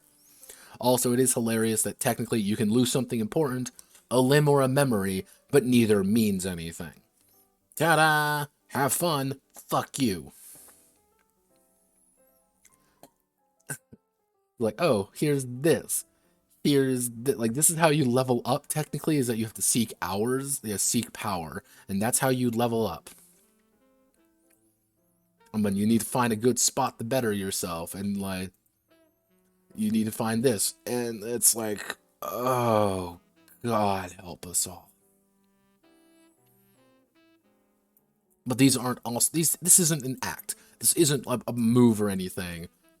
Like, wait a second, then why is this under this section? You gain Ganon when you do the following. Target a creature Ganon when you kill it. Defeat them in a game of wit or skill. Steal something important from someone? Like, wait. You're looking at this game, you're like, what the fuck am I looking at? But I think people are like, me like, because me look at things and me likey. Cool. You're like, cool. Notice that we haven't actually even figured out what the fuck a character looks like yet. These are our characters. This is what I say, like, I'm not going to say it's going to lie to you about what your characters look like and what you're going to be actually doing, but these are your characters. Not conquering heroes, really. More like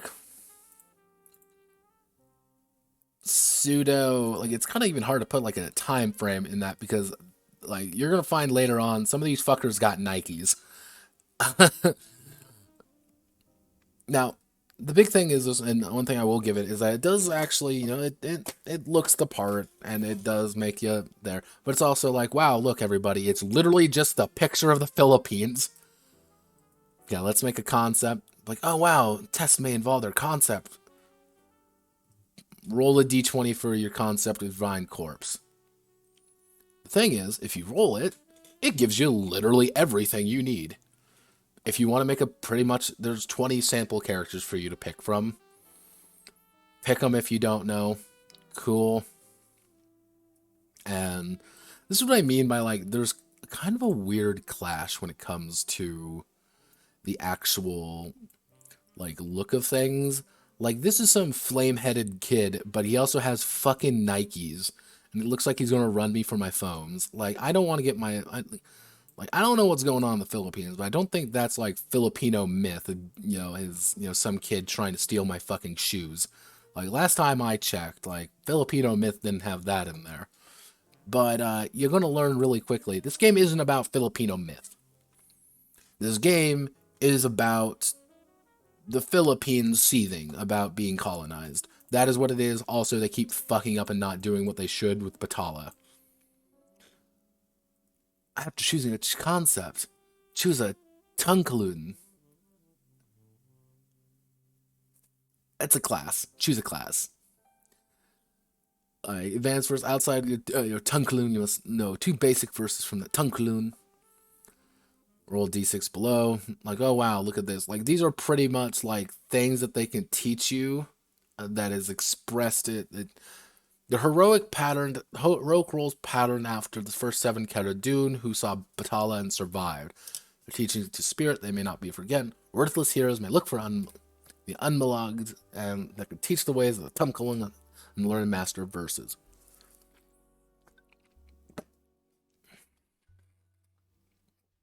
People have to find their ability to take their class up. Okay, that's fine. But it's like, ugh. After choosing the Tunkalun, you get a 3 in the skill they are connected with. Yeah, all the beginning when we count our stats? Yeah, now we actually get to do this. And you may say, wow, these characters look actually kind of cool. You're not playing these characters. Make God bleed. Just do it. See, I can't even say that. Make God bleed is a single, like, move. That's all it is, and that's what your attack is called. Because you're not playing these guys. Remember this. All of these abilities are somewhat kind of cool, but they're not really that. And it's like, okay, announce your name, choose one to make you one, the fire flower, what do you look like, choose two, make one your own. Which, it's their weird pseudo playbooks, but not like, I don't know why they chose to do that. But this is what a verse usually is. Snap of a finger, the leader twists the cogs of change. You may commit one gahun to instantly create an organization or business or service focused on one specific thing, like food or tax managing, as befits the fiction. Lasts for as long as the gahun is committed. Boom, tax evasion. Like, man, I would love if I could just snap my fingers and suddenly have the ability to have a full organization. But that is what a majority of these are. It's written as second to none, filled with gunmatala prose and some Pegia poetry. When you sway the flock or pierce the veil through written form, add +3 dice. But remember, you don't need to use those. They're important. The fucking moves are the most important part of this fucking game, but it constantly says you don't need to use them, you don't need to use them. You do need to use them. They are fundamental to make this game fucking function. But don't worry about don't need to use them. Oh my fucking god. But this is what these are. And some of them, like this one's like, oh wow, like you're powerful and you do all this. Like, wow. Super cool. Choose two. Wait a second, I saw this in fucking Apocalypse World. Wow. I have never seen this before. Wowzers. Blaspheming the word of God, no matter the cost, for as long as truth is ruler.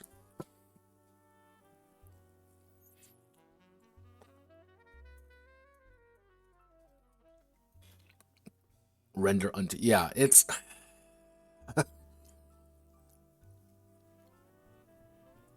like, this is the big thing with this game that I find infuriating to deal with, is that it has so few systems to play around with, that what systems it does. Also, I just realized this is called Slay 6 Billion Devil Kings. Wow, I wonder where you got that reference. Wowzers. Gods will be cut. When you make a fail, spend 5 gold and make it a full success. Yeah, no, it's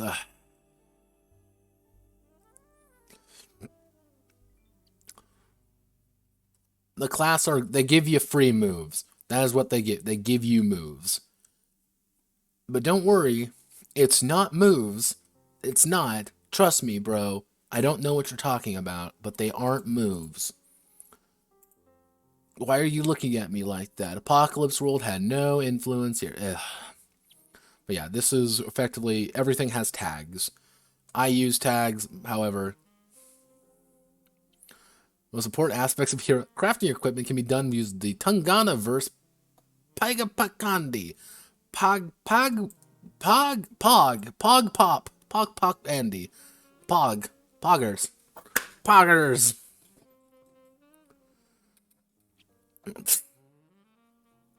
What is this game? Like, this game kind of blew me away a little bit by just how fucking weird it is. And me quickly beginning to realize that, wait a second, this game isn't actually kill 6 billion demons as much as it is like the fucking PBTA version of kill 6 billion demons, i.e. bad. And the thing is, there's even parts where he explains what the hell it means. Like, yeah, okay, cool. It's a fire caster pistol that uses an enslaved fire Dewata as a fire ammunition. What the fuck is a Dewata? I think they explained they're like spirits. Karanduun Cloudbuster. Fall of Rattan that one thrown since Karanduun needles into a small area. Buntat Pagi. My favorite. A Sabat. A barrel. Or Apana, a Filipino for bow. A Martillo, a Filipino for hammer. Why don't you call them a hammer? or a bow, a campalin. But we can't do that, because if we do that, it ruins the mystery of this game. Because if you look at this game as I think the best way to kind of word it is like, if you look at this game as a Filipino, like, actually I should say is a pre-colonial, Filipino game, it fails. Because there are, a lot of these things, like anachronisms like this, like, I don't believe they had fucking hoodies back in the day, and I'm like 90% sure pre-colonial Philippines didn't have, mic stands. Nor do I think they had some, you're gonna find, like, there are things like nuns around. I don't think they had those. Like, I don't think, it's not really a pre-colonial Filipino game. So it's like a K6 billion demons game. Like, sorta, but not really, because it's so caught up in its own fiction. You can't play anything else other than what it is. You are playing the hero, the worthless heroes, and you try to upthrone God, attack and dethrone God. Is it anything other than that? Absolutely not. Like, you can do it, but like, in a very limited capacity. Is it a post-colonial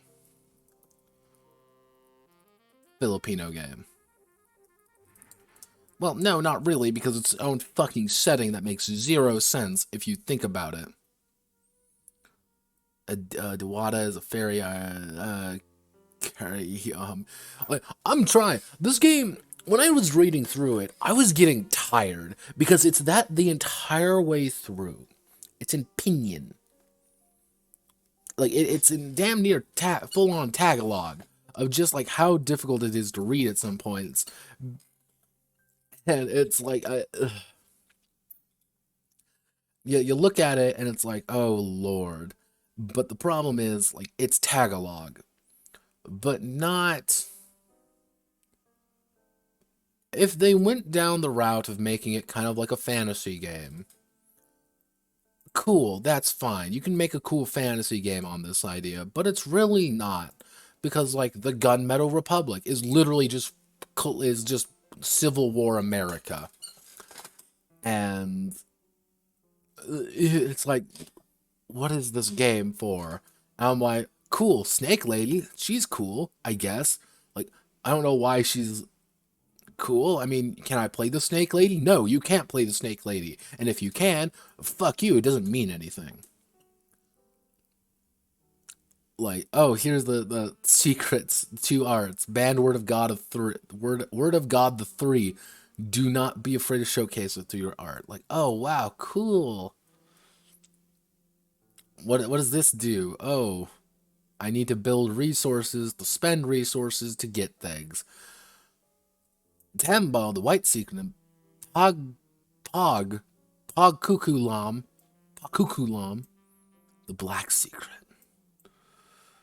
Does this make Filipinos the strongest race in the world? Probably.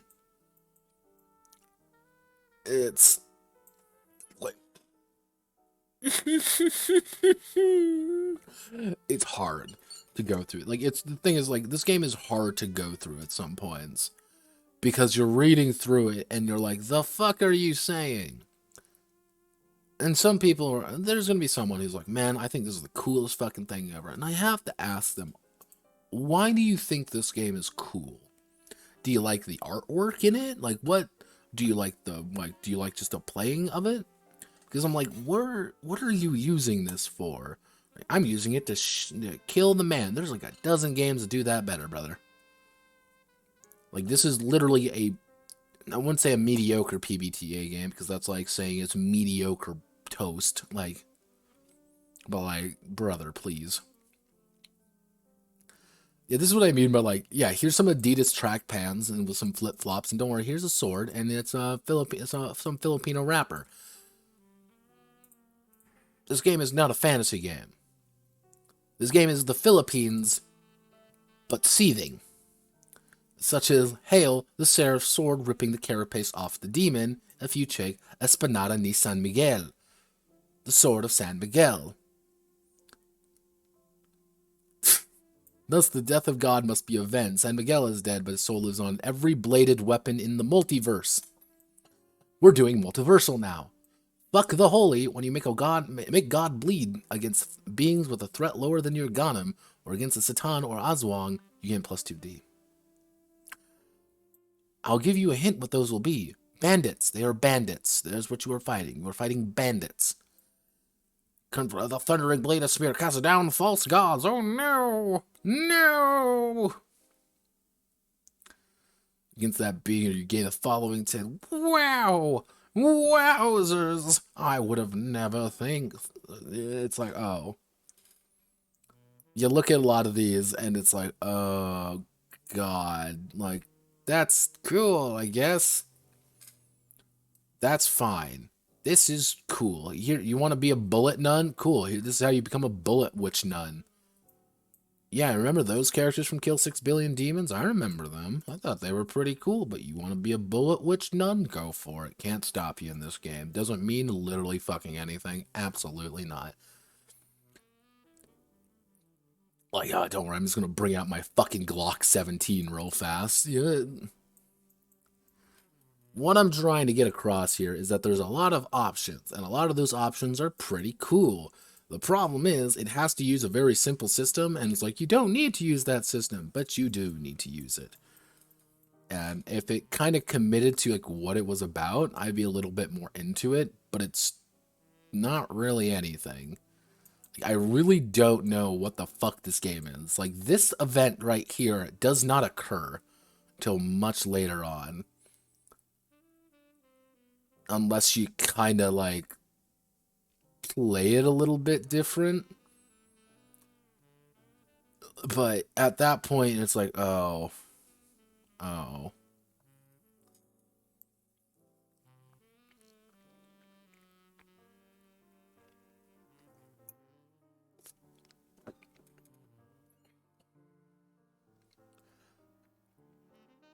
The Karanduun are going to be cool people, so cheer them on. As worthless heroes, they will only reach the levels of Karanduun if they impose their will, although heroic pride. Villains and Deba, embrace the weird, tighten the social order, kill them all.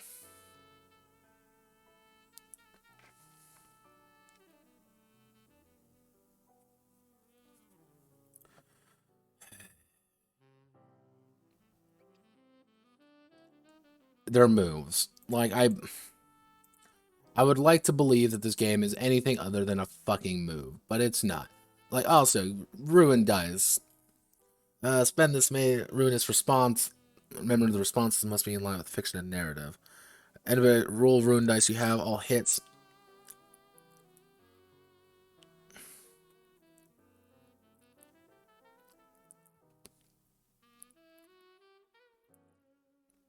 That's the important thing about Ruin Dice is that they are currency to remind players the game's theme that power has consequences, the universe is dying. Roll Ruin Dice, make things hard. Look, it's the Philippines. Like, am I 100% in this game? No, I'm not. I really can't be, for a variety of reasons. Do I want to like this game? Yes, I want to like this game, but it doesn't want me to like it. And the thing is, like, I'm now worried. Like, that's the big thing. Like, I'm worried about Gubat Banwa, because I want to like Gubat Banwa. I really want to like that game, but I can't. Like, this game kind of was like, oh. Here's the sample adventure. Like, here's some weird things go on, like a bunch of charts and stuff. What is it, like, did I want to like this game? Yeah, I want to like this game, but I'm at the same time, like, it definitely is trying to invoke a certain feeling, but at the end of the day, you really can't be that feeling. It's really not about that. It's not about this at all. I want it to be about this, but it really isn't. I think that's kind of the biggest tragedy you could say of this game in particular, is that it's trying to be something it's really not. And I don't know how to fix it. And even if you were to fix, like, what would you do with this game? Like, what? Add more acts? Like, yeah, half the fucking game is the acts. But that is what forms the game. It's their moves, for fuck's sake. But yeah, that's Karanduun, a game I wanted to like. At the end of the day, it's a game I wanted to like, but it wouldn't let me like it. I am worried about reading Marlika now and go about Bancho just because Karanduun just it did not satisfy me the way I was hoping for. It became something became a lot lighter than I was hoping it to be, and I looked at it, I'm like, oh no. Oh no. He makes $44 a month. Doing better than me. Which you should totally follow me on Patreon, everybody. Yeah, go me. Please, God, I'm desperate. So, it's that time again.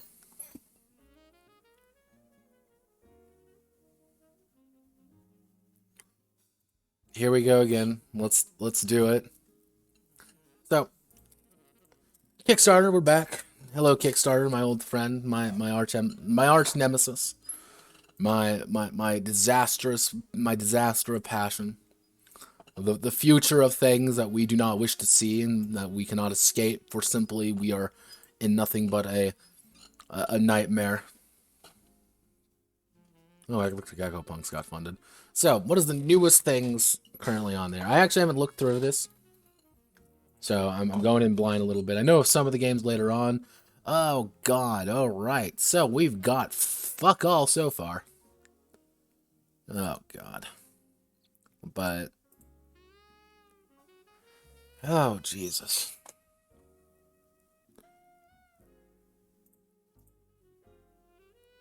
Don't turn off the lights. Okay, we got a thing here. We got a new game. I like new games. Oh.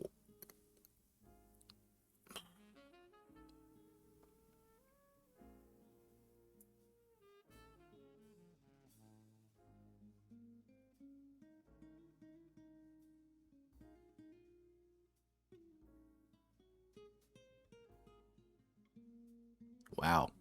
There's really fuck all today. Shotguns and sorcery. Oh. Okay, let's see what Battle Lord Fully Armored Gear Manual Supplement Book. Okay. Battle Lords of the 23rd Century. I've never heard of this game, and it's time to look. The granddaddy of the granddaddy of tactical military sci-fi RPGs. Well then, I mean, obviously it's got to be something really important, right? Battle Lords of the 23rd Century. Let's see. Lawrence Sims, post-published in 1990. All right. Newest tagline, role-playing the galaxy at war. SDC, Battle Lords Universe. So yeah, this game's been around for a bit. So in 1990, 2019 is when we saw the newest version of it. Let's see, D100 6th edition and prior, using X150. What the fuck is the X150 system?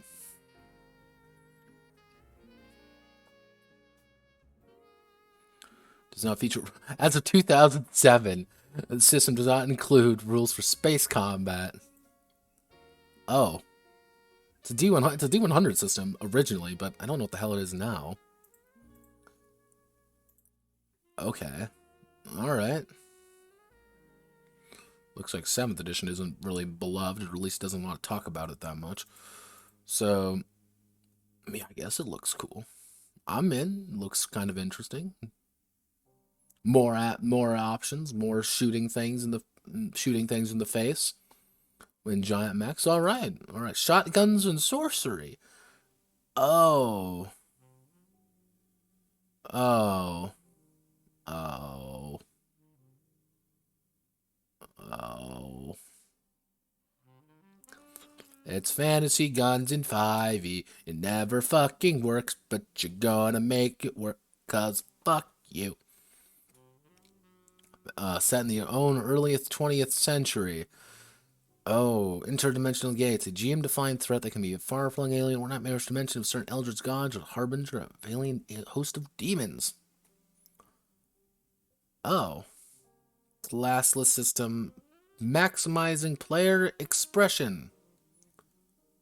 Field, an officer in the armed pioneer and prolific explorer, well regarded mercenary, secret spy.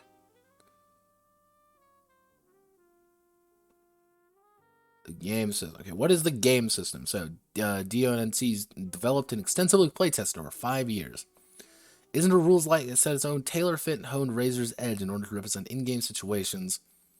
Designed on tabletop is best when maximum freedom to express themselves. 23 physical, social, technical, and combat skills. 48 unique spells for mages to cast. Not actually that exciting then. Yeah, Battle Lords, yeah. I looked through it. I'm about to try to find it. I never actually heard of it before. But yeah, this one's... I'm getting a little bit, I'm getting a little bit mystified by this one. What if...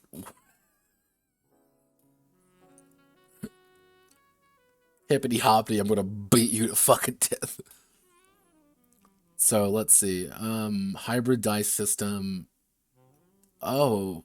So it's a D20 in combat, but D6 out of combat? Okay, then. It looks like it's trying to go for, like, that early anime aesthetic, I guess.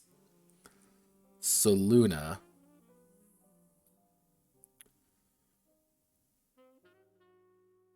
Alright, then.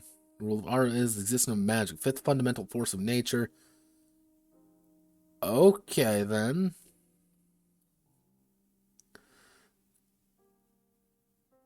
So, it just is. It just works. Okay, actually, let's see. A4 art piece drawn over a 5-year development team by a trusted team of artists. Which is this... Yeah, this definitely looks like over 5 years. 95% complete. Where are you from? You're from Euro. You are from Peterborough. I mean, I'm interested. I'm curious where it goes. They're about a third from their goal. And so I'm gonna remind myself, Defenders of the New Century. I don't know about this one. The player made superpowers, but it's also like, here's like 48 spells to cast. It's like, usually when I see games like this, like, oh, here's a bunch of options for you. It's mostly when I see games developed over a very long time, I get a little bit worried about it. Because what happens usually is if you're developing over a very long period of time, things change. New ideas come into the forefront, and you might learn something from 2 years ago that you were like, I gotta change everything now. So it's like, is this going to be the first edition of Defenders of a New Century, or is this going to be like the 7th edition? 7 renditions of it that are 7 renditions of things that we've never seen or never heard of. That's why I'm like actually kind of interested in the Tomb Raider RPG that's coming out. Like, because like, oh, we've been playtesting it for years. I'm like, you have? Oh, okay. Source the Great River or the sea in this terror-inspired tabletop RPG. All right, interesting. Damnation, a gothic game. Women are werewolves. Oh no. Kitchen King, Pirates of Atlantis, 5th edition. We love 5th edition, clap, clap, clap. We love 5th edition, clap, clap, clap. Everyone clap for 5th edition, because it's our favorite game ever. We love it. It's our favorite. Cult of the Cobra. Actually, I like these guys, by the way. Like Skulls of Sedlec and all of these guys, buy their things. They're really good. Always find them very fascinating.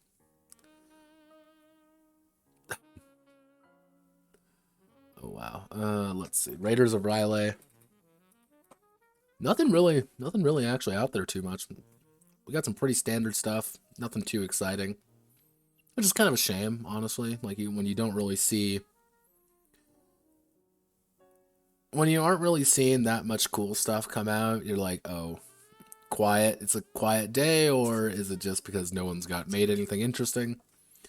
So let's. This is a tarot game. Let me guess. You are London. Turn out the reach, upriver, downriver, a tarot-inspired tabletop game of life in the Great River. Emotionally impactful tabletop role-playing game for 4 to 12 sessions. Let's see. Upriver, downriver, you don't need any knowledge to play. Checks into the Great River associated with one of the many faces.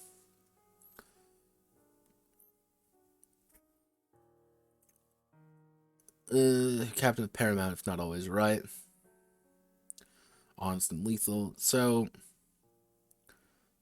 very... Okay, I mean, the art looks pretty generic. Oh, that's... I just looked over at the description of the... I'm a podcaster, writer, and TTRPG designer. I'm also a queer autistic woman with ADHD and a Kickstarter super backer. Oh, that's not good. The Kickstarter super backer part isn't. Oh no. Who are you, woman? MacGuffin and Company. I've never heard. Find me on Instagram, MacGuffin and Co.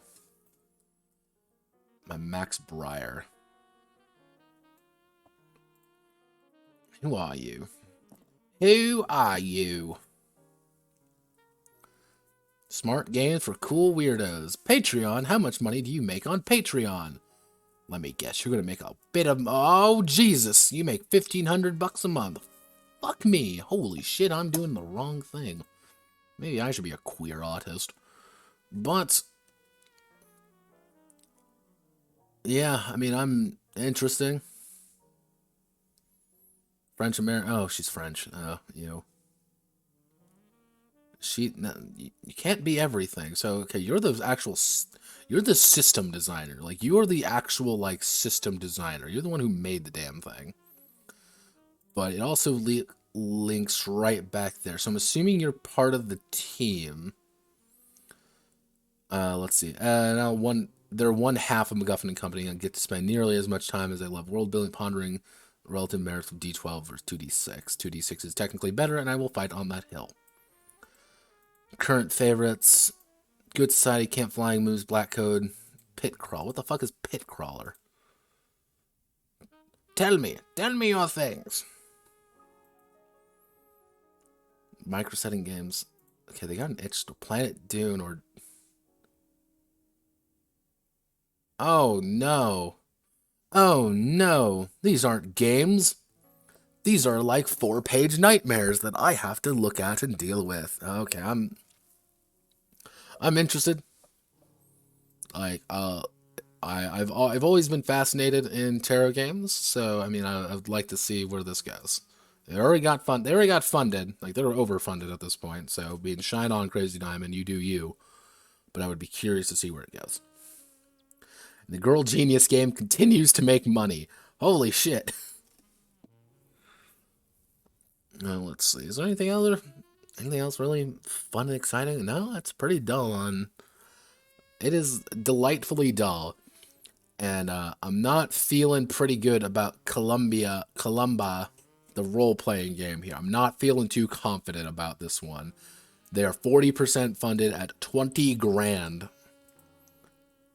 That's a nasty amount of money for being this far into the campaign. Like, you need to be almost done.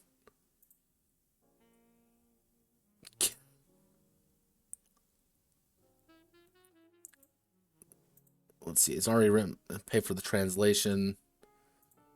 2d6, yeah, plus 2d6 system.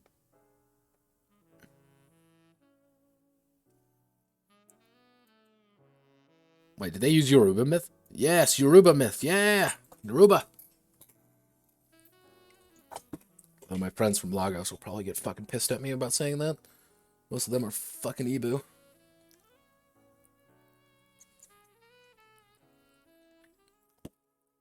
Let's see. Visual. Do you need to make more noise? Let's see. Any ad article, playtest, report, attendance at gaming event.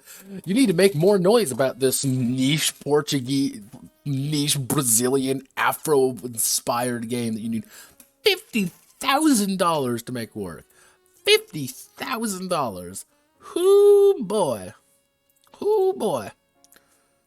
Portuguese. Oh, yeah, yeah. It's a Brazilian game. Like that's the thing about it. It's a Brazilian game. That they're translating over. I don't think they actually own the game. I think they're just translating it. But Brazilian games are the new hotness now.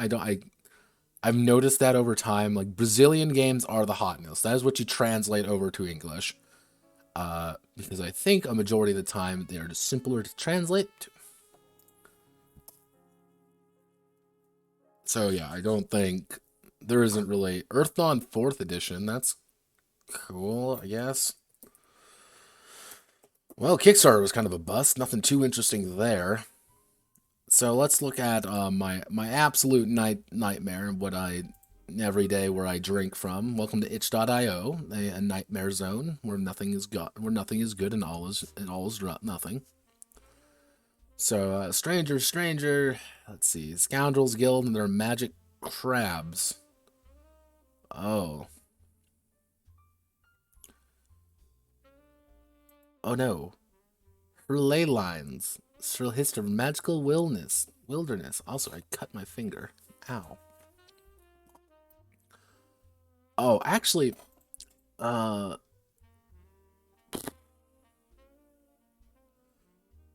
I get you for free? No, I cannot get you for free. What a shame.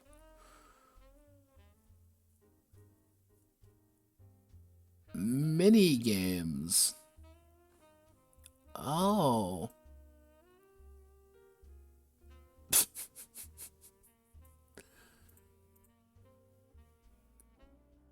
Diligo on games. See, I can't speak Portuguese, but you mean the singer/songwriter from Brazil? Oh. Yes, I guess it is. Wait a second. Oh. Published first. I mean, yeah, actually, let me. Tell me more. Tell me more about who you are. What games do you have? Like solar blades and cosmic spells. I mean, he's got a. The dead are coming. I'm actually curious about like what's the sword and sorcery, and these are by a Brazilian guy, right? Huh.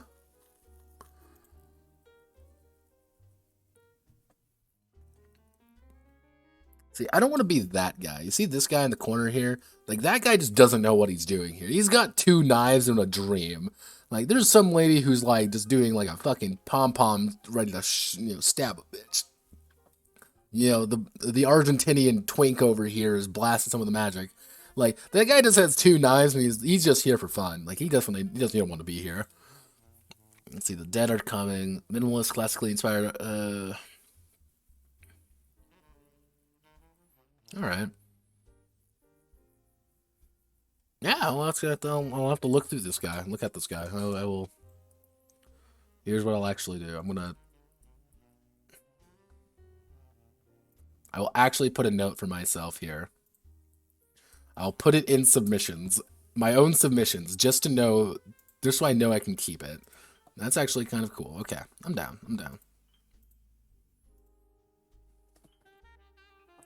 So, this one.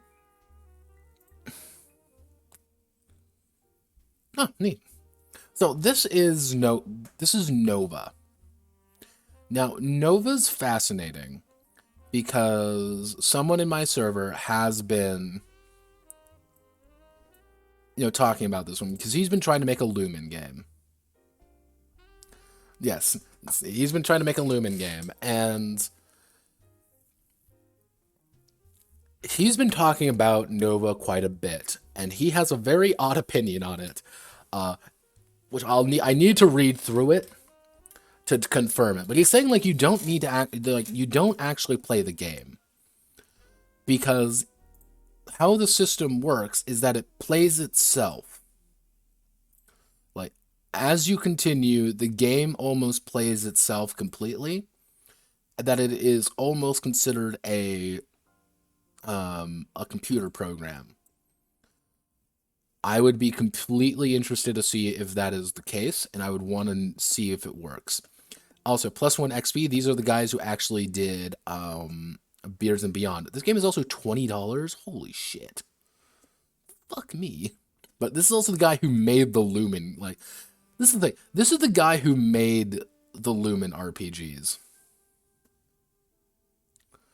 Like, Gilla is the guy who made Lumen. And, from what I've gathered, Nova is, like, not really a Lumen game, and he goes against his own philosophy on it.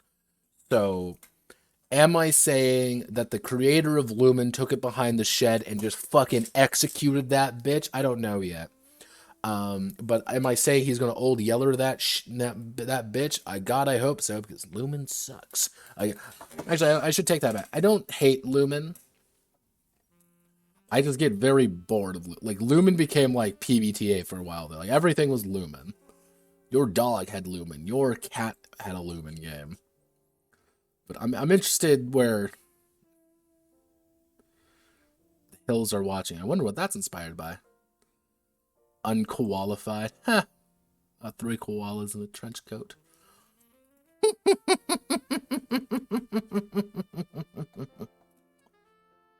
Wrestling Messiahs. Okie dokie then. Totally real human trick-or-treaters. Yeah,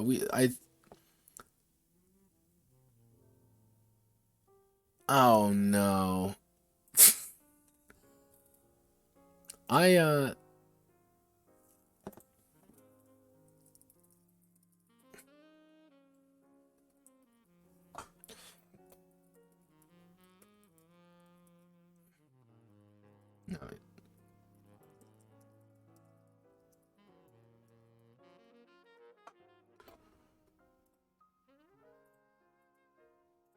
No, I just need to pick a moat for my server just to understand what people are doing.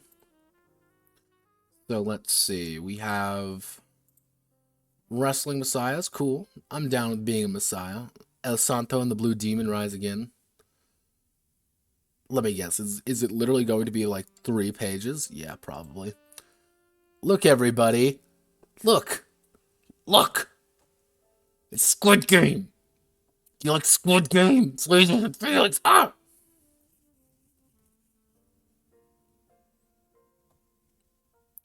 I actually finished Squid Game. I like Squid Game. Squid Game was good. The problem with Squid Game is that the last, like, 30 minutes of Squid Games are awful, and I hate that. I hated it. But, like, the actual, like, thing with it was pretty good. If they went with a different angle, I know what they were going for.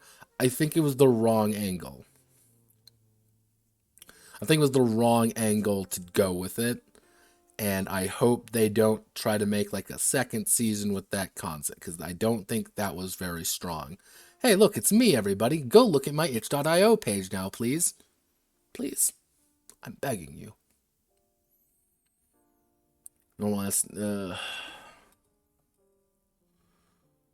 Like, a lot of these are pretty standard. Year Zero Nano.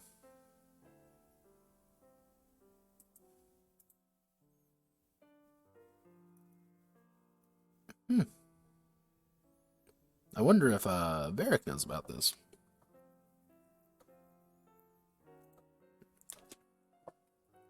I'll actually ping him on this. Because he likes Year Zero. I'm going to ping Varric on that. My boy Varric. Just because he likes Year Zero. I'm like, here you go. Take a look at this. Playing card strategy RPG about... Are rats the new thing? Are rat people the new hotness? Tell me this. Please, God. Am I, like, missing out on something for not putting rat people in my games? This is, like, the 3rd rat people game that I've seen. Like, like it's a person, but they are in fact just rat people. And like, I don't know if it's just like, okay, I don't know. I don't know what's going on here. I'm curious though. I need to know if rat people are the new hotness so I can manipulate the numbers. So, yeah, I don't really think much else is here. Nothing's really jumping out at me. Let's see. What's on like the top popular one? Interesting enough, Lancer's fallen pretty damn hard over the past few months. Yeah, like Nightmare Tug of War, Monster Care Squad. Like, you got some of these big ones, but then it's like very, like down here, the sun never sets. Oh, okay, cool. That's fine. I'll look at that. But, oh, Good Company's getting expansion. That's neat. That's nice. I like Good Company. Good Company is actually a cool idea. I wish they did a little bit more with it. Add a little bit more meat to it. But there's only so much you can really do. Oh, wow, it's Forged in the Dark. Okay, immediately don't care. Doop, doop, doop, doop, doop. So, that, I think, is going to conclude the Curious Case of Notepads folder number 3, actually. So, what did we learn today? What's the big takeaway from the games we went over? I think the largest takeaway is commit to design. Commit to design both in look, in tone, in ideas. But the most important thing you can ever do as a game designer is know what you're making.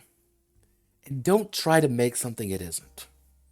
If you want to make a Psychic Schoolgirl RPG, make the Psychic Schoolgirl RPG. Go 110% with it. And don't try to call it Panty Explosion.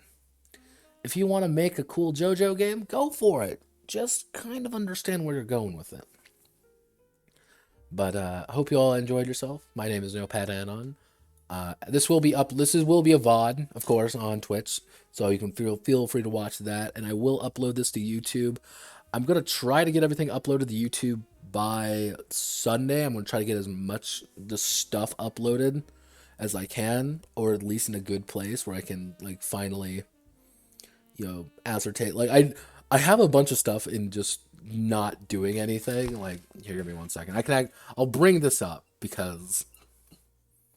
I am a professional, and I will never lie to you people. Always remember that. I will only lie to you if it is morally appropriate, or I feel like it. So, this is the channel, obviously. This is who I am.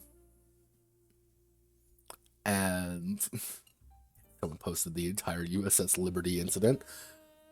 But, like, if we go to, like, private, actually it would be visibility private. These are all the streams that haven't been uploaded yet. Like, all of these are private because I just haven't had time to upload everything yet. So what I'm probably going to do today into tomorrow is get all of these uploaded to various degrees. Like, the mecha game is going to just take time because it's the fucking mecha one. That thing's 3.5 fucking hours long of mecha RPGs where nobody talked. It was awful. But thank you all. I'll get everything uploaded as fast as I can. Are we going to be doing anything fun and exciting? Yes, we actually are going to be doing something special tomorrow. We go to itch.io again. I know, wow. Every now and again, I've been streaming games a little bit. Not many, but just a few. I'm going to be streaming Hollow Tactics tomorrow. Do I know Hololive at all? Absolutely not. I know nothing about them, but I can definitely pretend I do. So that's what we're going to be doing. So hopefully you're ready for my Dante Must Die nightmare abilities, where I attempt to make this work. So thank you all. Hope you all have a wonderful rest of your day, and I hope to catch you all on, would be...